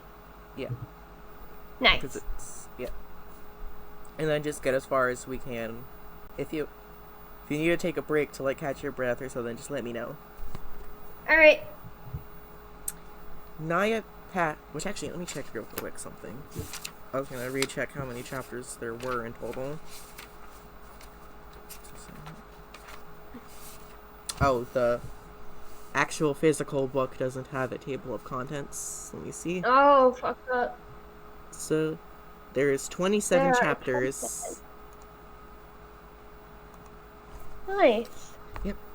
Naya passed on into the thinning marsh that marked the final perimeter of Sog. The early evening air was already drier and cooler. As she walked, she plucked stones from the hardening mud and wound them with a stalk of rope from her pack. Oh, wait, someone was asking. Oh. If I have any hope at understanding what's going on, I'm very out of the loop. So, pretty much what's going on... Yeah. So, pretty much what's going on is... the whole thing with Thra is there's this big castle that contains the crystal, which is the heart of Thra. It is guarded by the Skeksis, who are like vulture people, and defended, or like that's where the Skeksis are, and they like manage like stuff like pretty much they're the rooters. They're the ones in charge. And then there's the Gelfling, which are like, your sort of fantasy elves. And pretty Something much, between an elf and a fairy, kinda. yeah, pretty much. Uh, and there are different Gelfling clans, each with a Madra, which is the leader of the clan, and the Olmadra, which is the Madra for all of the clans, basically in charge of everyone. And so the Gelfling are below the Skeksis, and pretty much Naya's brother Gurjin was like a guard at the castle, and him and another Gelfling, Rian, have been accused of treason. And so now Naya is going to stand trial for her brother, who is Because he currently went missing. missing. Yeah. Yeah. So she's both standing as witness and also as ransom to make sure he comes. I am also coming into this completely blind. I really don't know anything about Dark Crystal except that I watched the movie when I was very young and processed very, very little of it. Most of it is explained in the book, and if you have any questions, just let me know. Yeah. Like, you really don't need to see the original movie to read the prequel books or watch Age of Resistance. Though, Yeah. I would recommend, if you are liking what you've heard so far of this book, go on Netflix, watch The Dark Crystal Age of Resistance. It's only got one season so far, but it's gorgeous if you want to see some beautiful puppetry. Yeah, and from what I remember about the original, it also has very, very, like, strong aesthetics. Yeah, this was really good, like, this was one of Jim Jim. Henson fantasy Yeah, this was one of Jim Henson's last big projects before he died. Yeah. Which, something interesting, is while Jim Henson was working on the Dark Crystal was when Fraggle Rock was in development. And so Fraggle Rock, actually, Jim Henson didn't actually have as much of a hand in Fraggle Rock as other projects that his studio was working on, because he was mostly working on Dark Crystal. So a lot of his team, but like, it's just really interesting. The channel Defunct Land has a big documentary series on all of Jim Henson's stuff. Has stuff on Dark Crystal, has stuff on Fraggle Rock. Yeah, he did an entire mini series on Jim Henson. Can you link it to me? Yeah, you know what? please? I'll put it in the chat. Let me find it real quick. Thank you. Also, yeah, this is that Dark Crystal. Yeah. It's a little bit funky looking, but I'm familiar with it mostly because I've been going fair since I was very, very young. And the Dark Crystal, it really, how do I put this? It really affected kind of the aesthetics that are common in the costuming and the props in that kind of scene. Yeah. In a lot of stuff at the Renaissance Fair, at least at the Renaissance Fair I've been going to since I was a baby, there's a lot of Dark Crystal, it takes a lot from the Dark Crystal in an aesthetic sense. Yep. So here's the playlist for Defunct Land's Jim Henson series. It's really good. It pretty much covers everything. And also, since taking a second reminder that, which especially since the Stream Elements message popped up, hey, streaming is currently my only way of making money. You don't have to donate a lot, but it would mean so much if you at least donate at least maybe $3 or $5. And if you do, I have media shares enabled, and I think that's $5 I set it to. If you donate through media, you can link a song that we'll have to listen to. Hopefully try to keep it to stuff without lyrics, just so that way it makes reading a bit easier, but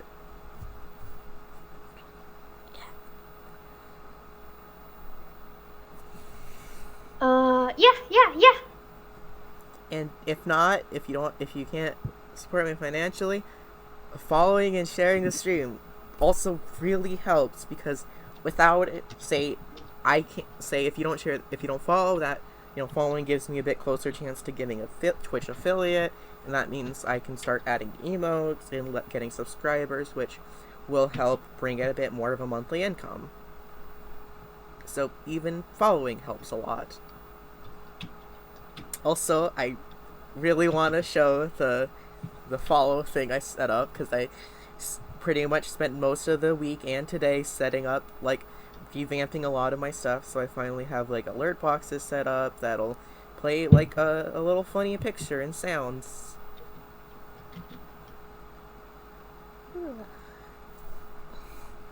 Sorry, I'm posting something on Twitter. That's fine. I figured since, we're in chapter 6, just take a second to get a breather, and especially because I forgot to refill my water when I was taking a break earlier. Oops.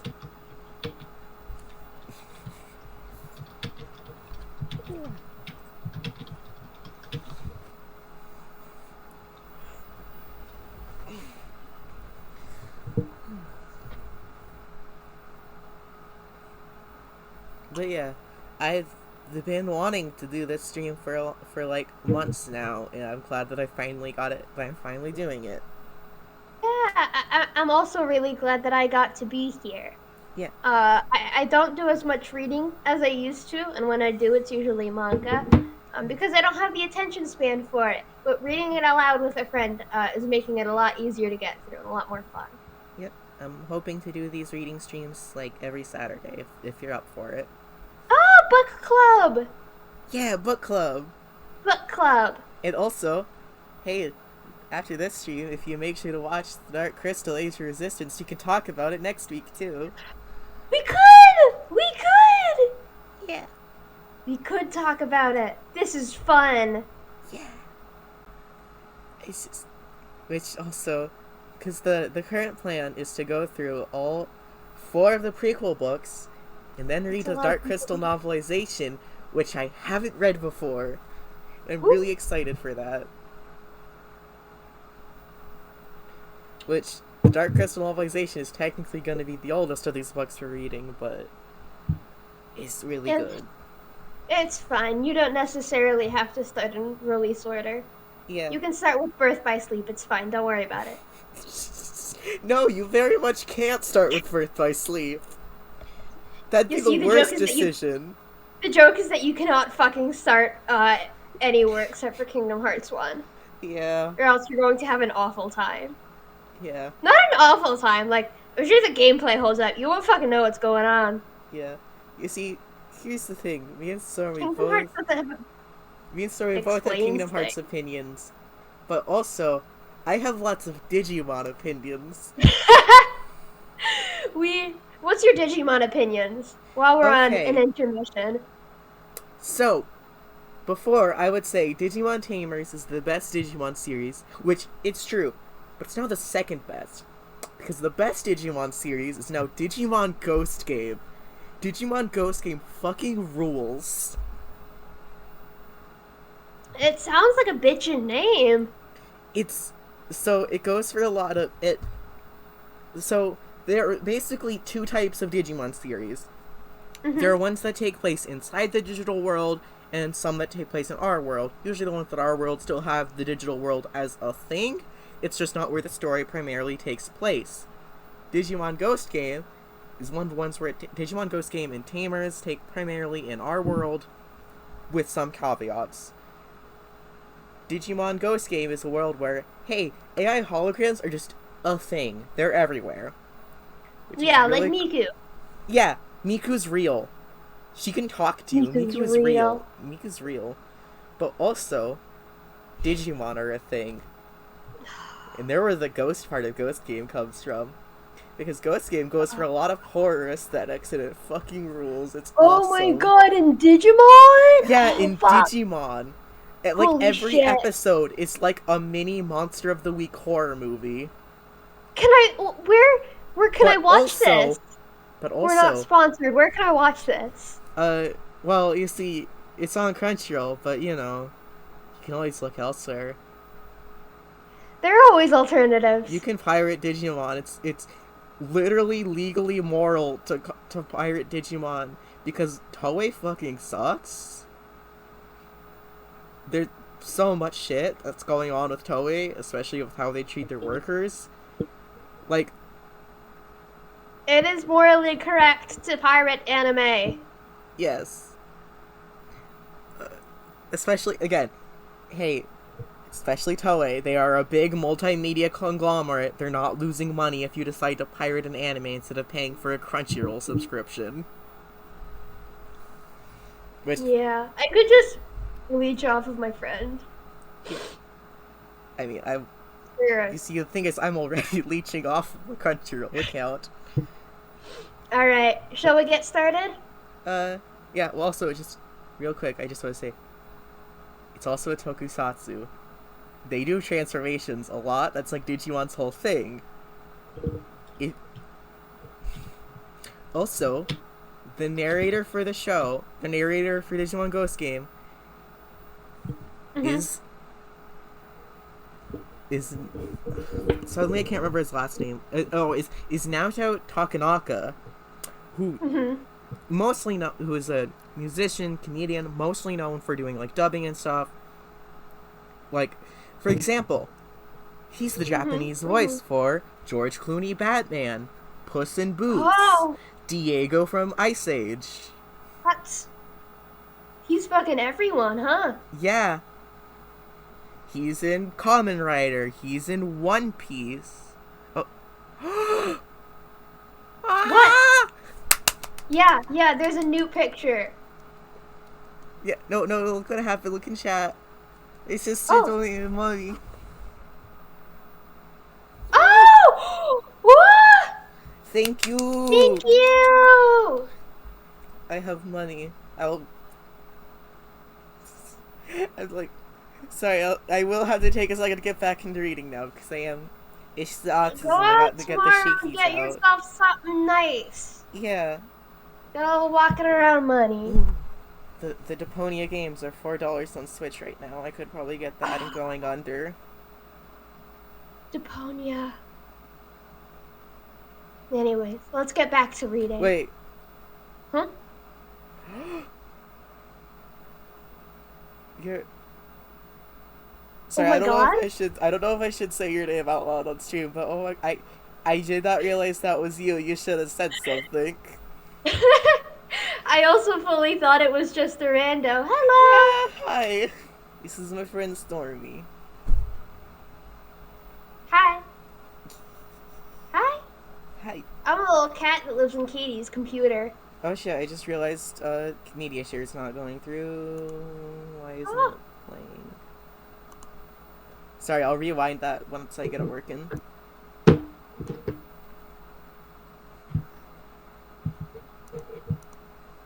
Oh, might be because I have desktop audio muted. Ah. Is that it? No. Welcome to fucking around with OBS.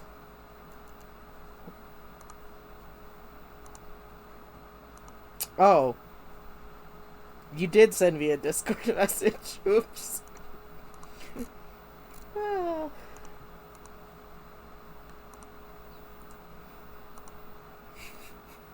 I did not notice because it did not pop up on screen, sorry.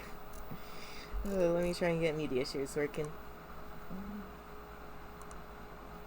While you're busy, can I, promote myself? Yes, feel free. Hi, I'm Stormy. As before mentioned, I'm a silly little cat that lives in Katie's computer. I have an art Twitter where I post about art and VTuber stuff. And I also have a different Twitter where I post about Pro Secca and Kingdom Hearts mostly. I'll link my art Twitter below. I'm doing a follow thing where you follow me. Oh, wait, take a second. I forgot the sound I set it, my donation sound too.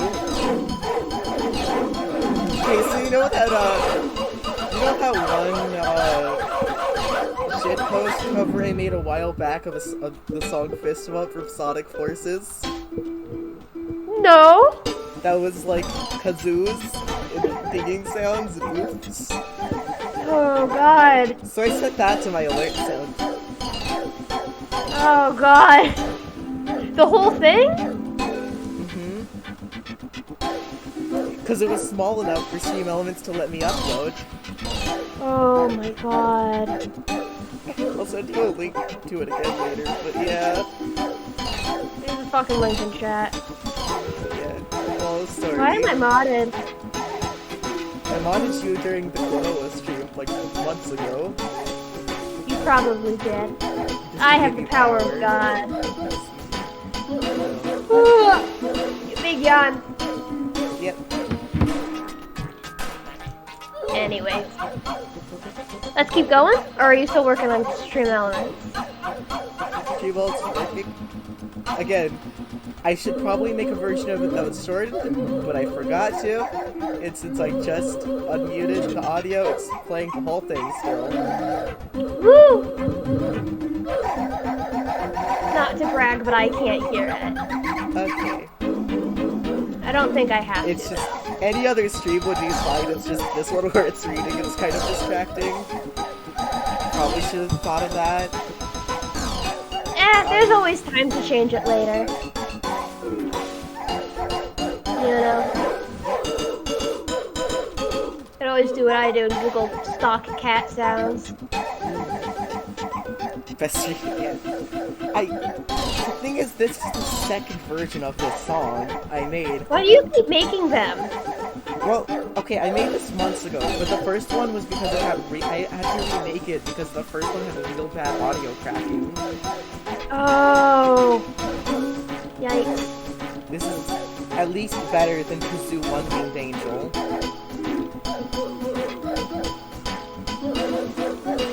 There's a song of Prosecca called Angel's Clover, and whenever I play it, all I can think about is Cruel Angel's Clover, which is an AU where Shinji is an idol and he's friends with Hatsune Miku. Shinji from Evangelion? Yes. Awesome.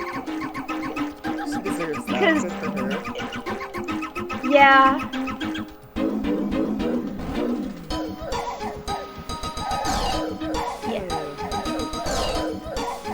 Every day, I am punished by my hubris. I thought, you know what would be a good idea? This fucking I think I also forgot that it was the full song. And I don't know how to close it. I don't know how to make alerts stop. Is the song still going? Yes, it is. Why did you do this? Like, I know why you did this. You explained why you did it. I love hearing the bells come in because that's like one of the nicer sounding parts of the song. Oh, let me I like turn the it sound down. of bells. Kitty brain.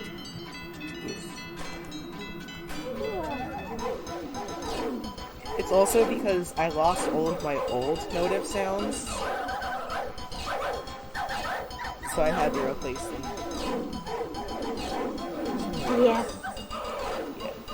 Your new emote sound should be the sound of a ball of slime violently slapping against the receiver. Well, probably what I'll do is I'll make it an explosion sound effect to match with the iguana exploding. Yeah. Which I should make it clear. I only found that, like, this morning or last night, I don't remember, but it was just a gif of the one Star Trek thing where it's like, computer, delete lizard, or delete iguana, but it was edited to be an explosion instead. And then That's great.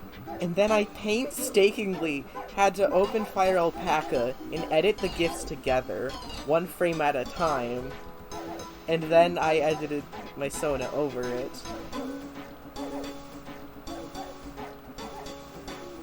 Okay, I think it's finally coming to an Good end. as Persona if it's made out of goo. How long is this fucking song? I think it's 5 minutes. And you can't skip alerts?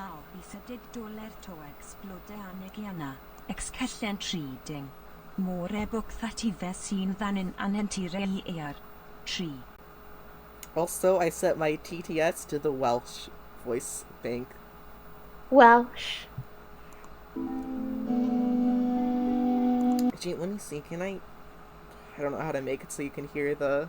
Other than if I share my desktop. Actually, probably should share my desktop audio to you with the book. But I don't know how. Oops. I guess I'll play the music and it's so the song is free Elven music, royalty free. That gives you any ideas of what's playing right now, Stormy. Great. You know what? I think I understand perfectly. It was worth it sitting through fist bump. Which, God, what did I even? Give me a second. We'll go back to it. I have to. I think now I'm legally obligated to read what I titled the fucking song.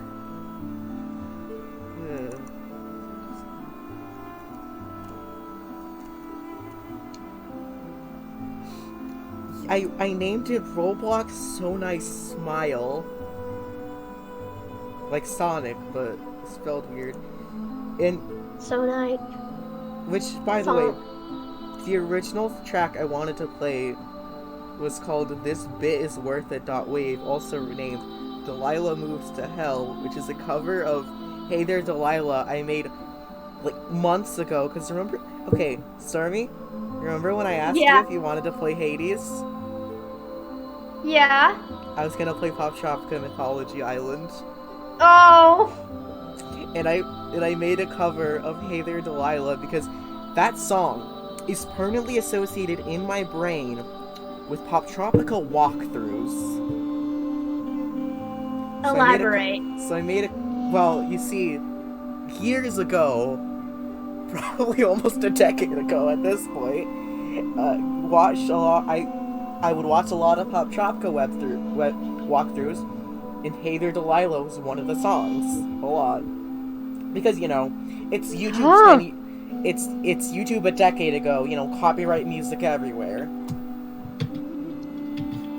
So I specifically made a cover of Hey There Delilah out of I don't even remember what instruments I used. But one of the things was I put in VTuber Dollop Days reading the Popo Tripica shitpost. Oh god. I haven't thought about Papa Tripica in a while. How much longer do we have on this fucking song? It's over. It's over. Okay. Which, to be fair, the song that was playing was the Elven music, not Pop Tropica. What was nice. the EDM music that was used? God, I don't... Ugh, I wish I could remember what the unregistered Hypercamp 2 music was. It was in everything back then. God. I'll try Googling it. Try to find an EDM song from 10 years ago. Ugh.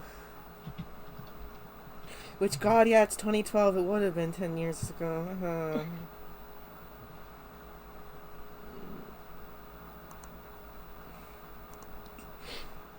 I think I might have found it.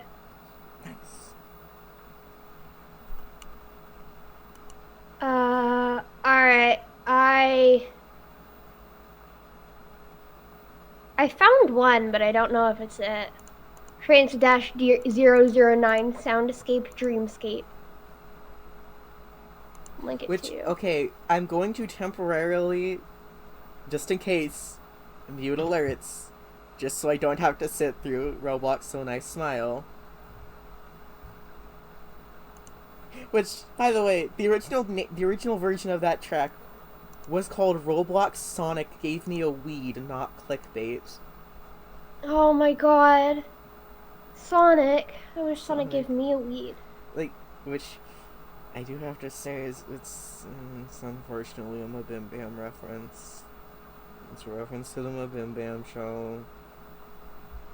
Griffin McElroy says, "Oh my God, it's Sonic. He's giving me. He's giving me weed. Smoking is, you know, that bit. Bam bam, my brother, and me. Haha. Yeah." I still listen to Sawbones on like a weekly basis. It's informational. Oh my! Okay, I have to play this real quick just to hear it for myself. Okay. Yep, that's it. Oh my god. That was fast. I recognized it immediately. Ah, Yep, that's the track. Okay, you ready to continue? yeah. Naya passed into the thinning marsh that marked the final perimeter of Sog. Then You have nearly. to share the screen. I Oh, can't read. oh, is it on? Hmm. Yeah.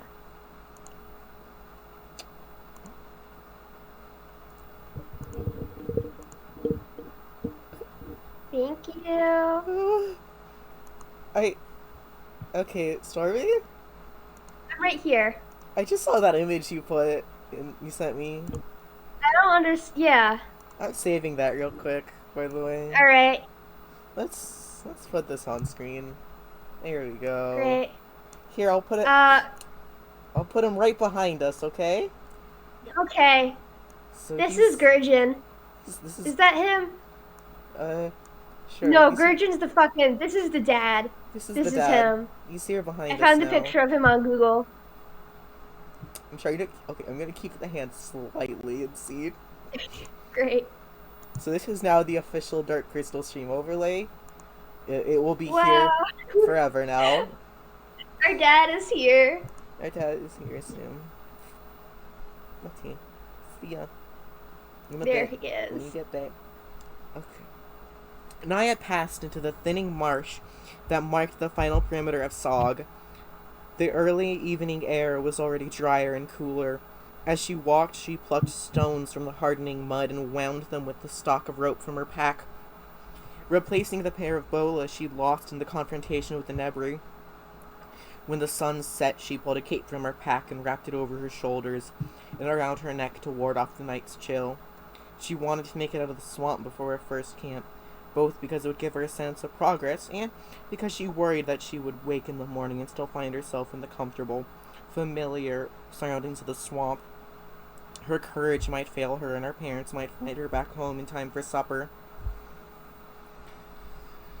Although the changing environment kept her body busy, the physical exertion left her mind to wander. She thought of Great Smurth and how she already missed her mother, her father, her sisters, and the hammock in her little chamber. It annoyed her that she missed it all. So after so short a time away, after she had longed to leave for so long, still with no one else to be witness to the embarrassment, she at least admitted to herself that she was lonesome. She felt Gurgen's dagger at her side and hoped he was safe. She hoped that she might find him and that when she did, he would have some sort of explanation for all that was happening. Together they would stand before the Almadra and Askexis Lord and show that the Drunchen clan was loyal and that Gurgen was worthy of his post at the Castle of the Crystal. She thought of Tavra and their dream-fasted visions, both intentional and accidental. She thought of the feral Nibri, hearing echoes of its cries in her memories, and she felt the helpless pulses of guilt tingle in her fingers and toes. Every time something stirred in the trees around her, her heart beat quicker, expecting another roaring monster to come crashing towards her. But one never did, aside from the usual flyers, creepers, crawlers, and swimmers. She and Nietzsche were alone. Nietzsche nibbled on the glow moss that felted the trees, absorbing the plant's luminescent aura, so he, along with the glittering, flickering nighttime flora, led their way. Endeavoring to think ahead, Naya stopped once or twice to pluck the glowing lichen and store it in her pack. The ape knots receded, along with the swamp, and within a few short miles, Naya trudged atop the spongy ground of marshland that would soon disappear altogether, evaporating into the great plains ahead to the north. The three brother suns had vanished by the time the last of the marshland dried beneath her exhausted feet, giving way to an open field. She stood at the threshold and looked across it all, trying to comprehend the breathtaking scape of gold and green grass speckled, undulating like waves in the wind. Far off in the misty sky were the sloped gray backs of the mountains Naya had only seen in her dream fast with Tavra, just a ripple of color on the horizon that could almost have been a trick of the eye. Two moons were in the open heavens, one pale and mauve and the other higher, smaller, and silver. Here in the grasslands, no ape knots stood between her and the sky, and she felt dizzy looking up, realizing how big it was and how small she felt. An intense yawn interrupted her amazement. Good folly opportunity. Now I can actually yawn. Wow! Yawn time. Bringing her attention back to her tired body, it was time to make camp. But where? In the swamp, any big branch would do, but she couldn't rely on ape knots any longer. Instead, she spied a small thicket only a short distance off, a cluster of bushes surrounding a trio of flowering trees. She made quick work of scaling the tree and found a bite to eat stored in her father's pack. Though there seemed to be plenty in the pack, she rationed herself. She wasn't sure how easy it would be to locate food in these new places. Guess we'll have to find out in the morning, she told Nietzsche. She scratched him under the chin, and he gave a little purr.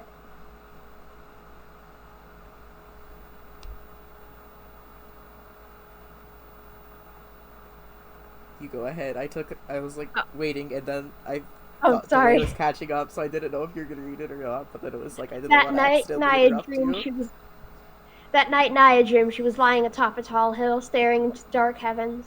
Her hands were linked with another's on either side, grasping tightly yet gently as they dream fasted together, sharing visions with each other and with Thra below and all around. The stars twinkled like gems, arranged in constellations Naya had never seen. Only on the horizon could she make out the familiar ringed constellation Yesmet, Ograzad. Naya woke with the great sun.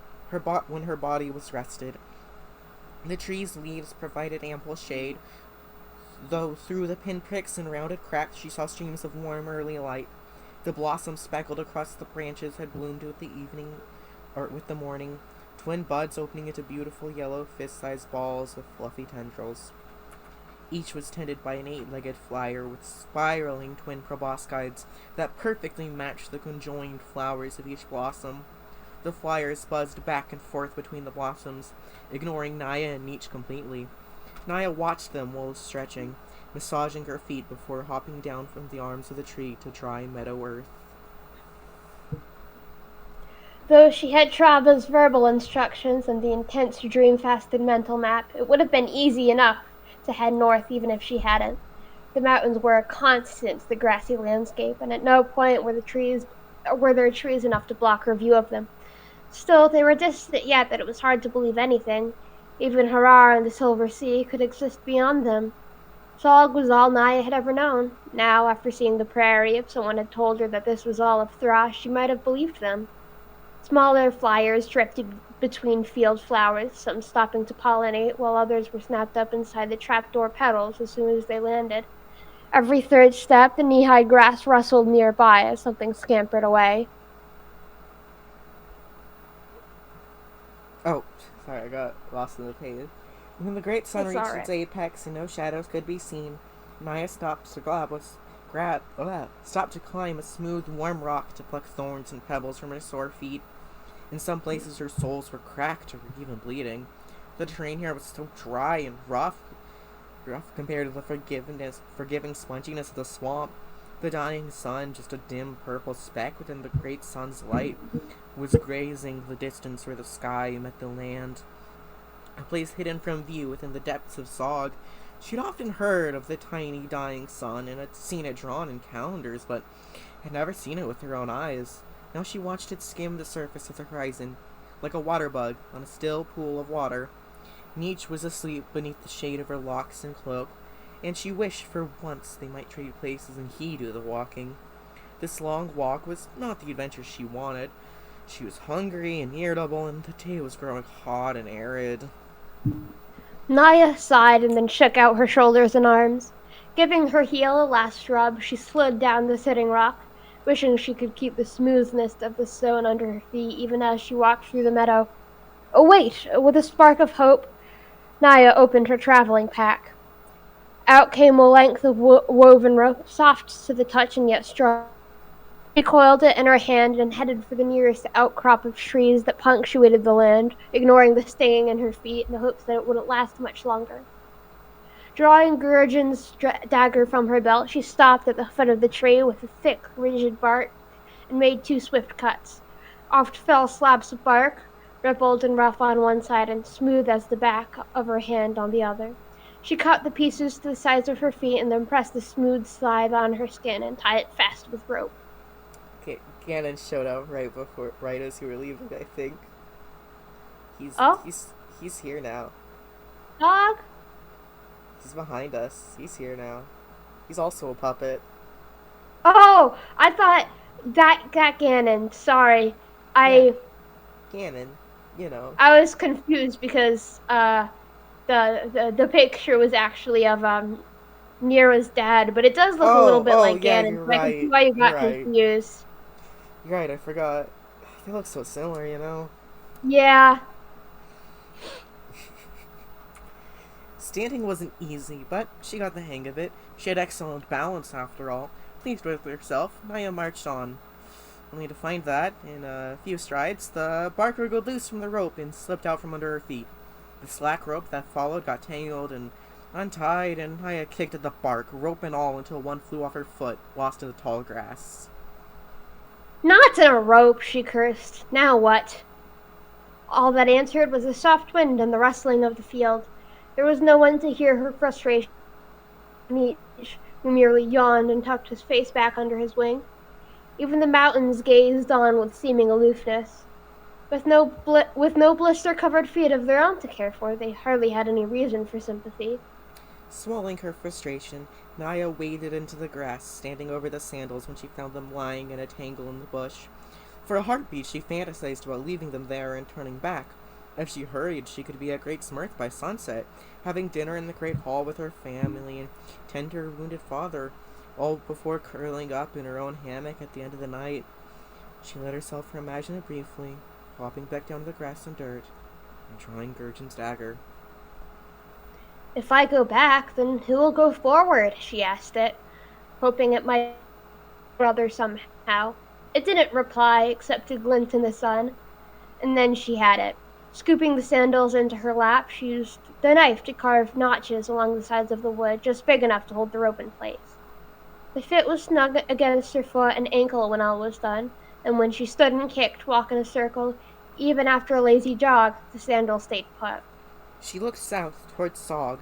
Then, decisively, she headed in the other direction. New sandals, clicking and clacking against the earth. Voss! Tomo! Voss! Nia halted at the sound. No words, most definitely, but...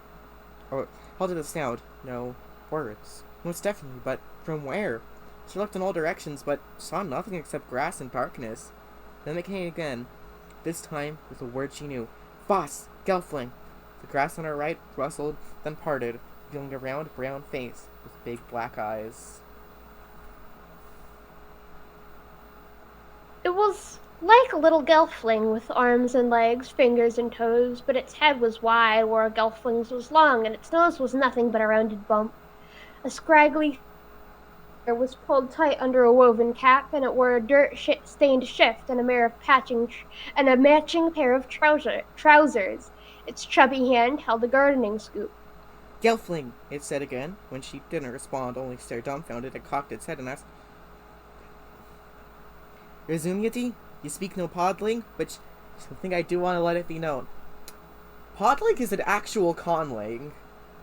Like, it's Great. an actual, yeah. It's an actual love language fantasy that writers. was made. It's, no, it existed even during since the Dark Crystal initially came out. It's awesome. But also, yeah, podlings are basically like the hobbits or halflings of Dark Crystal. Oh, little guys. Little Nice. guys. Naya let out a breath she'd been holding and let her hand fall away from the dagger at her belt. No, I don't. I only speak Gelfling. Speak only Gelfling. Ha! The brown man said.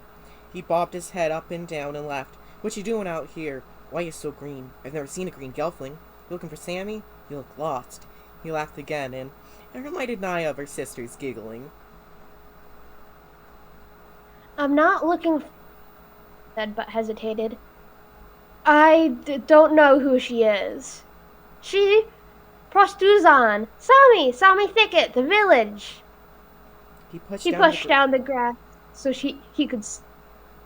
was already tall enough to follow his pointing finger. A large thicket was near to the east. She'd seen it earlier, but paid it no mind. Now that the tuber man was indicating it, though, she could see a thin curtain of smoke rising from beyond the trees, and at least one small watchtower protruding from the leaves, well disguised to the untrained eye. I find it funny that their first thought was, man, this guy looks like a potato. Yeah, tuber man. Oh, village? Yeah, the village.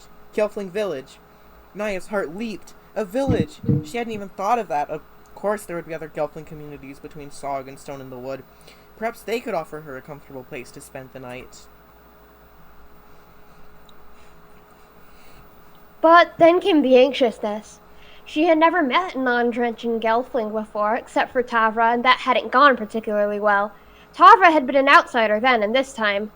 Naya's stomach grumbled, and she put her hand on her belly to quiet it. Swallowing her pride, she gave her thanks to the little man and headed towards the line of trees. He waved her off, laughing and muttering, Rostuzan again, but if it were to tease her, he did it with a smile on his little round face.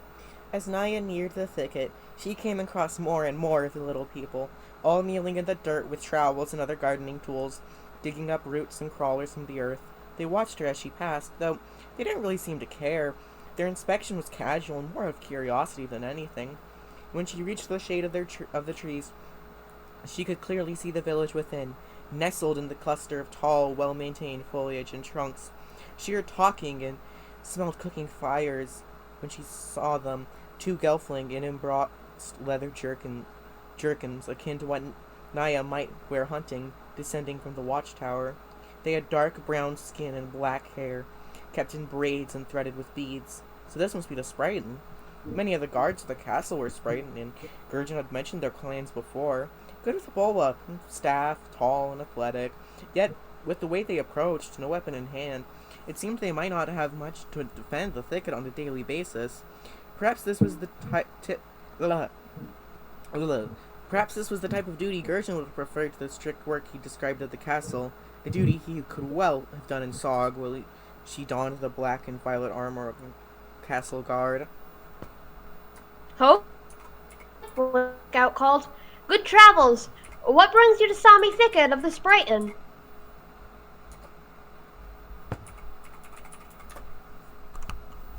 Sorry, I was typing into the thing real quick. It's alright. I am Naya, of the Drenchen of Sog. Sog, he asked, and his nose wrinkled a little. He tried to wipe the expression from his face before Naya caught it, but it was too late. I'm heading north to Harar. One of the little men pointed me here. That much came easily, but she wasn't sure where to go next. What Tavra said when she had first arrived at the foot of Great Smurth, I was hoping I might ask the inconvenience of your village's hospitality. Though Naya had thought Tavra's mode of speech to be flowery and unnecessary, whatever power the words held works with the Sprighton scouts. They looked her up and down, finding her trustworthy enough, visibly relaxed. One even walked away, waving his hand and leaving the introduction to his partner. The remaining scout gestured and stepped aside. Go on, then. The Drenchen have been good border allies to us. See Madra Mera in the square. But be quick, understand? We're all a bit busy this evening. Naya bowed uncertainly before following his directions. A wood-slatted fence bordered either side of a wide dirt path that was swarded through the thicket. She neared the center. The dirt gave way to hard, walking stones that echoed with clicks and clocks as she tread on them in her makeshift sandals. Closer and You closer to the village, she could hear voices and music. The fence gave way on either side to spears driven head down into the earth. Streamers and ribbons wound and rippled in the gentle forest breeze. At the front gate to the village, the streamers became full-out banners and festival flags painted with the image of long-legged, wide-eared landstriders in all colors. Naya wondered if the plains galloping, forest-dwelling landstrider was the totem of the Sprighton clan, as the muskie was that of the Drenchen. Sammy Thicket was robust, though not nearly the clan's home near the Great Smurth. It comprised of one main dirt-packed road that formed a large square clearing at the center of the village, where the fire pit was dug and smoldered with coal and wood. Surrounding the square were huts and dwelling mounds, some multiple stories, all formed of clay and stone and windows. The rain-proof coverings of shingles reminded Naya of the scales of the ymir fish she used to catch with Gurgen when they were young. Sprite and Gelfling intermingled with the little people, some chatting, some arguing, some laughing, most working. Once in a while, a shadow flickered overhead as the Gelfling girl flew from one rooftop to another, landing softly before ducking in through a roof hatch. Bustling back and forth across the square, Sprite carried baskets of fruit and nuts, and all around the square, the Sprite erected elaborately decorated banner poles wound with more ribbons, climbing vines and huge blossoming flowers. At the opposite end of the square was a large mound of clay brick and heavy logs, far too large to be a single dwelling.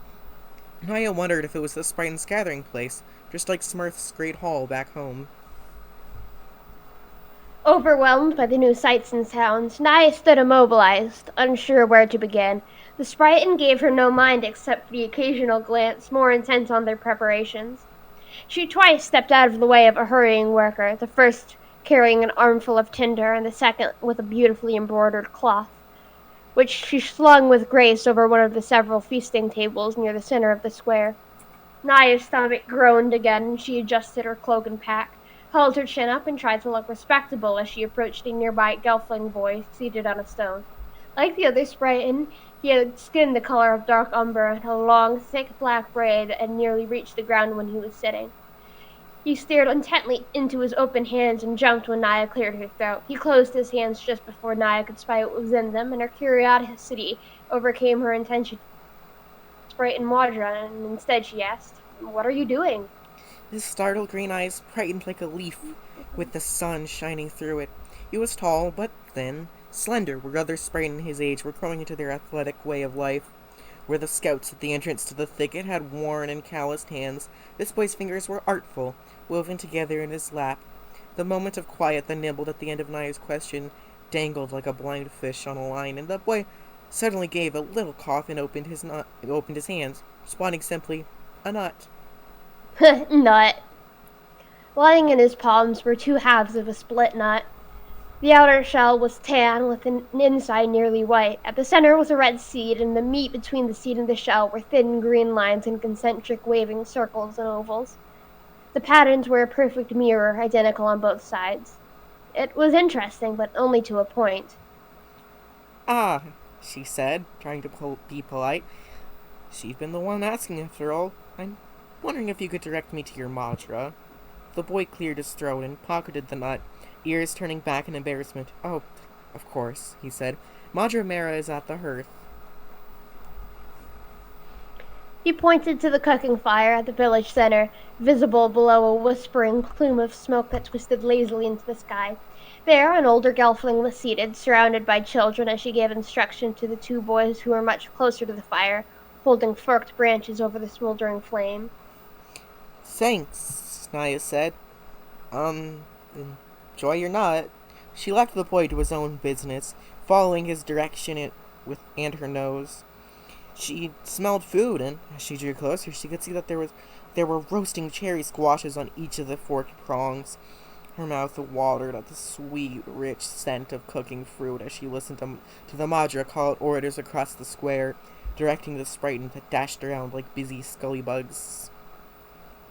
You drench and always know how to be in the right place at the most inconvenient of times, don't you? Said the Maudra as Naya approached.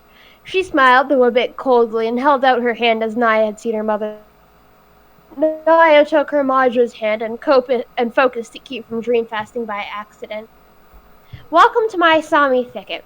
I am Mira of the Sprighton. Are you here with your mother? Naya, isn't it? You look just like old Lacid." "No, Madra," Naya said, startled that Madra Mera might recognize her as the daughter of the Drenching Clan's Madra, much less know her name. No, I'm not with my mother. Yes, my name is Naya. I was traveling to Harar with my father, but he was injured, so now I bear his journey alone." "Injured? That's just like Belangi. Well, you are a brave girl to continue alone. Lun, not so close. Don't you see it smoking? They must be perfect. If it burns, I'll see you eat it yourself." Naya watched Lun pull the farther from the fire and yearned for the squash, even if it was singed. She tried Tavra's approach once more, as it had worked so well with the scouts. Madra Mira, I was hoping for the hospitality of... Of course, Madra Mira said. I couldn't very well say no, though the night couldn't be worse. Well, that's there to do about it. Lucky girl, though. The podlings harvested the cherry squash for tonight, and if these boys don't burn them to crisps, we'll have more than even the lords can eat. Oh, thank you, Maya began. Then the blood drained from her face. Lords? Madre Mara let out a big sigh and waved her hand.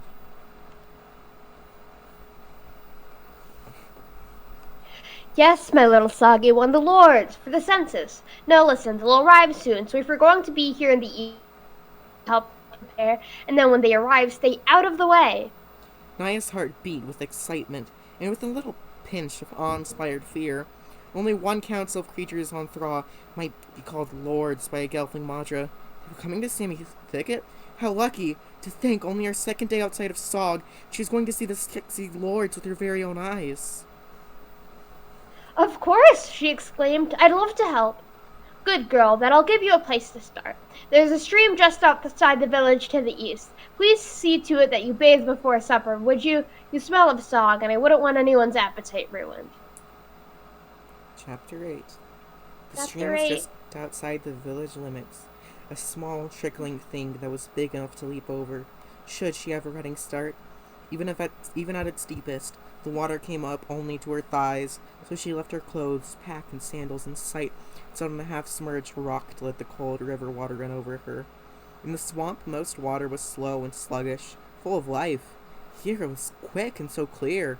She could see the pebbles and sand at the river floor, though it gave her a chilled, cool water felt refreshing on her feet, washing away the dirt and pieces of grass that clung to her skin. Neach sniffed the streaming ripples once before puffing up his spines and gliding away, to the safety of the riverbed, cowering under the folds of her rumpled cloak. Naya slipped into the water and knelt so it ran over her shoulders, splashing her face and taking a sip to quench her thirst. Finally, she tilted her head back and fully submerged herself, letting her gills open and taking a big drink. After she felt clean enough, she hoped, she dressed and squeezed her locks until they were dry. Bathing was largely unnecessary in the swamp, as most of the time the drenched were in and out of the water all day long.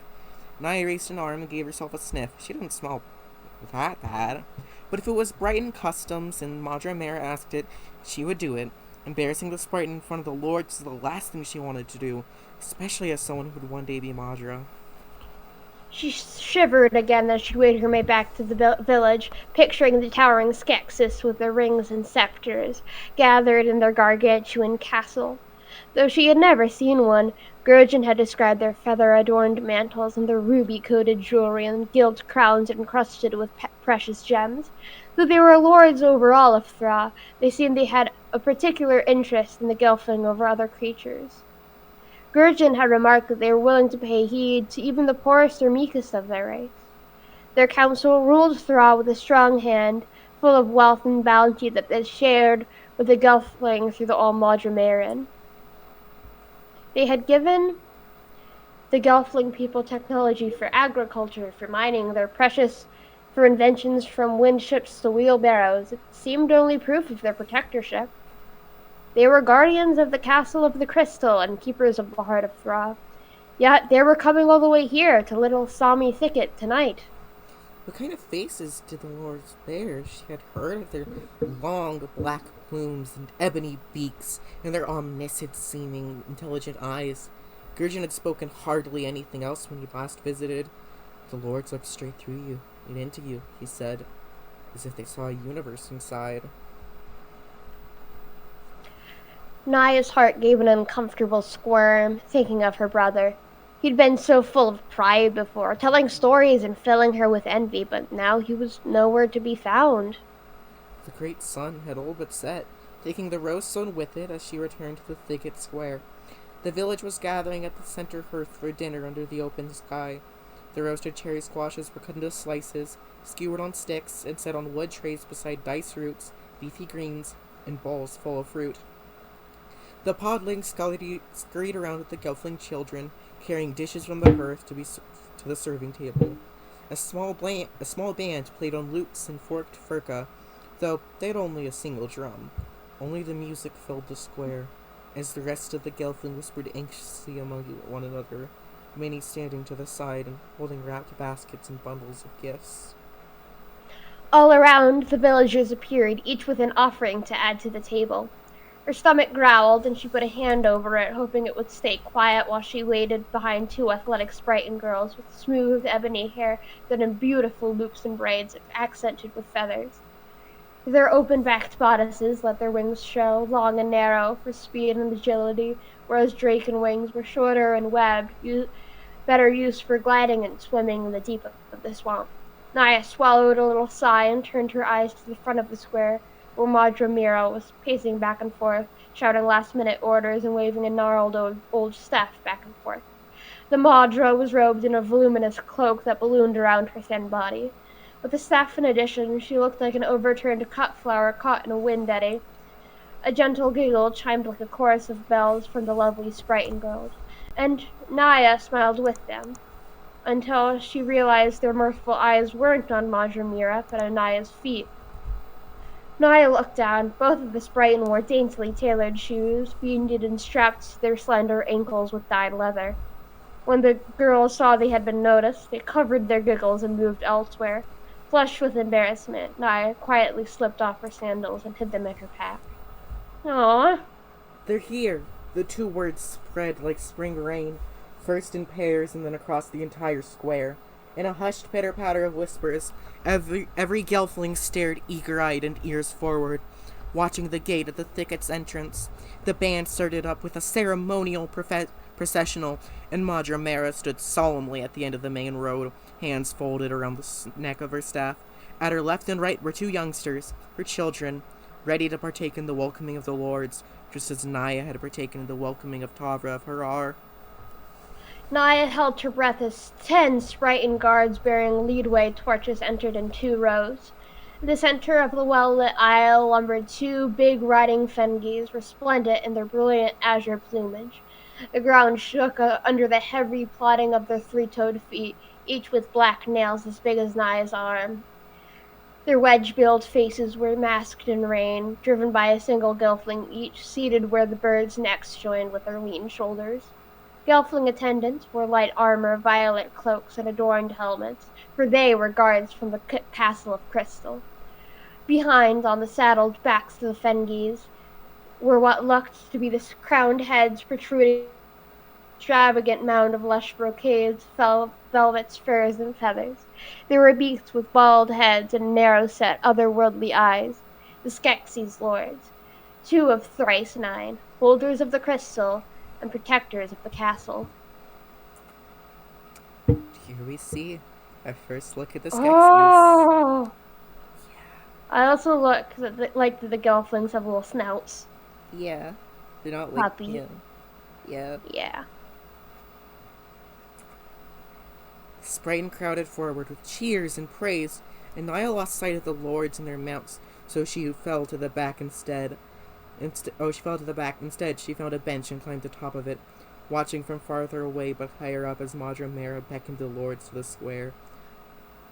Scroll Keeper Lord Skekawak! Census Later Taker Lord Skeklak! She cried. Come! We are your... Welcome to our humble Sami thicket. Please, we have prepared...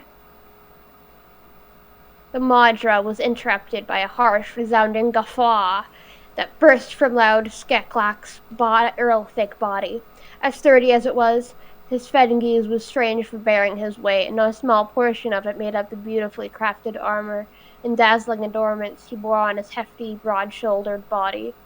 He kicked a leg over the saddle, and after he dismounted with a thundering boom, the riding bird nearly toppled in the opposite direction from relief. This second lord, Skekok the Scroll Keeper, remained atop his steed. Unlike his companion, Lord Skekok was thin, his face pointed and narrow, almost like Nietzsche's. He was robed in bright magenta brocade, accented with extravagantly frilled white lace ruff. Finely crafted metals were bent and soldered in complicated spirals around gems bigger than knives, scattered on the bangles and cuffs of the lord's wrists. Lord Skeklak threw his cloak back into what appeared to be a plume of red and black, seeming to double his already massive size. There he towered, the village falling still as he cast his gaze upon them, panning slowly to take in every gelfling face. Then he raised his beak and took a hard, harsh inhale, scenting the thick aroma of the prepared feast. He exhaled and immediately drew breath again, sweeping his head through the air, giving a deep, hungry rumble of satisfaction. Something, he said, smells delicious. Come, Majamira said, leaping into action. Will the lords take the sup at the head of the table? This way, this way! Lord Skeklak grinned broadly, knocking his cloak back at the elbows. His companion, fingering the rim of the shining spectacles perched on his pointed nose, finally dismounted as well, and the two of them followed Madra to the front of the square. Until this moment, all Skeksis had looked alike in Naya's imagination, but now she saw they were quite distinct from one another. Where Lord Skeklak was wide and powerful, Lord Skekok was narrow and shrewd. Where one had a beak blunt like a boulder, the other's snout was fleshy and straight. Together they made quite the pair. Approaching the head table surrounded by mounds of sprite and offerings, Madra seemed like nothing but a skittering crawly, zipping back and forth between them, barely avoiding a heavy squishing. When they finally reached the table, Lord Skeklak threw himself into the fat bench prepared for him, Skekok taking a more calculated seat behind him. With a great ceremony, Madra gestured over and over to her sons, who stood nearby with a large dish of squash. At her bidding, they hurried forward and placed the offering before the two lords. Sweet cherry squash, my lord, Madra said, bowing yet again from lack of another position to take, especially the Sprighten tribe. Sweet, and thanks for the kindness the lords have shown us, and sour, for the sharp strength of our loyalty to the castle. Both lords leaned forward to smell the platter. Though Skekok made a cluck of disdain, turning his head away, Skeklok found the roasted vegetables more appetizing. Without further ceremony, he grabbed a fistful of squash, shoveling it into his hooked maw. The Sprighten fell quiet as they waited for his review. Madra stood before them, hands wringing one another, with every gelfling in the square holding their breath. The air grew hot and tense in anticipation, and Naya felt an ugly chill crawl up her back. Lord Skeklok plucked a final wedge of the stringy vegetable meat, and Madra tried to hide a tremble, while the last wet sounds of Lord Skeklak's feasting echoed through the silent square. The silence was broken when Skeklak let out a thundering roar. Naya's heart plummeted in fear. Was he happy? What would this failure entail? How might Madra of the Gelfling of Sami Thicket atone for the displeasure of the Skeksis lord? With a gulp, Naya realized the terrible sound was laughter. Following a collective sigh of relief, the Sprighten band started up, and Madra turned away, wiping her forehead with her sleeves. The reception had passed, and the feast had begun. And that is where I think we're going to end for the night. Wow, I had such a good time! Yeah. Thank you for inviting me to do this with you, Katie. Yeah, it was really cool, because I got to show you these books, and I got to read them again for the first time in years. And we got to share it with everyone in chat. Thank you so much, everyone, for being here with us. Thank you. We will be doing this again next Saturday as well, assuming we're both available. Yeah. Make sure to do something. But remember that we can't do this without you, and that we're really, really happy for your participation, and we're happy to be able to share this book with you. Yeah. Yay! If I plug myself again, I'm Stormy Buckets. I'm a silly little kitty, and I draw and I do stream sometimes, and I already linked my stuff in chat. That's basically all. Let's see.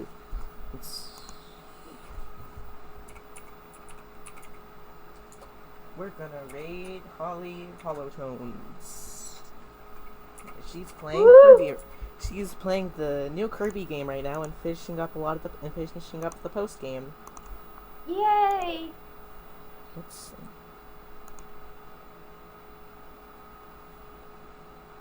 My Twitch it's at Stormy Buckets. I'll grab it. It should be linked on my Twitter though. Yep. And here, if you want to link. I'll also link it to you in DMs as well. Thank you, because I don't have your contact information, but Yeah. I assume your sister does. Yeah. I'm gonna head out.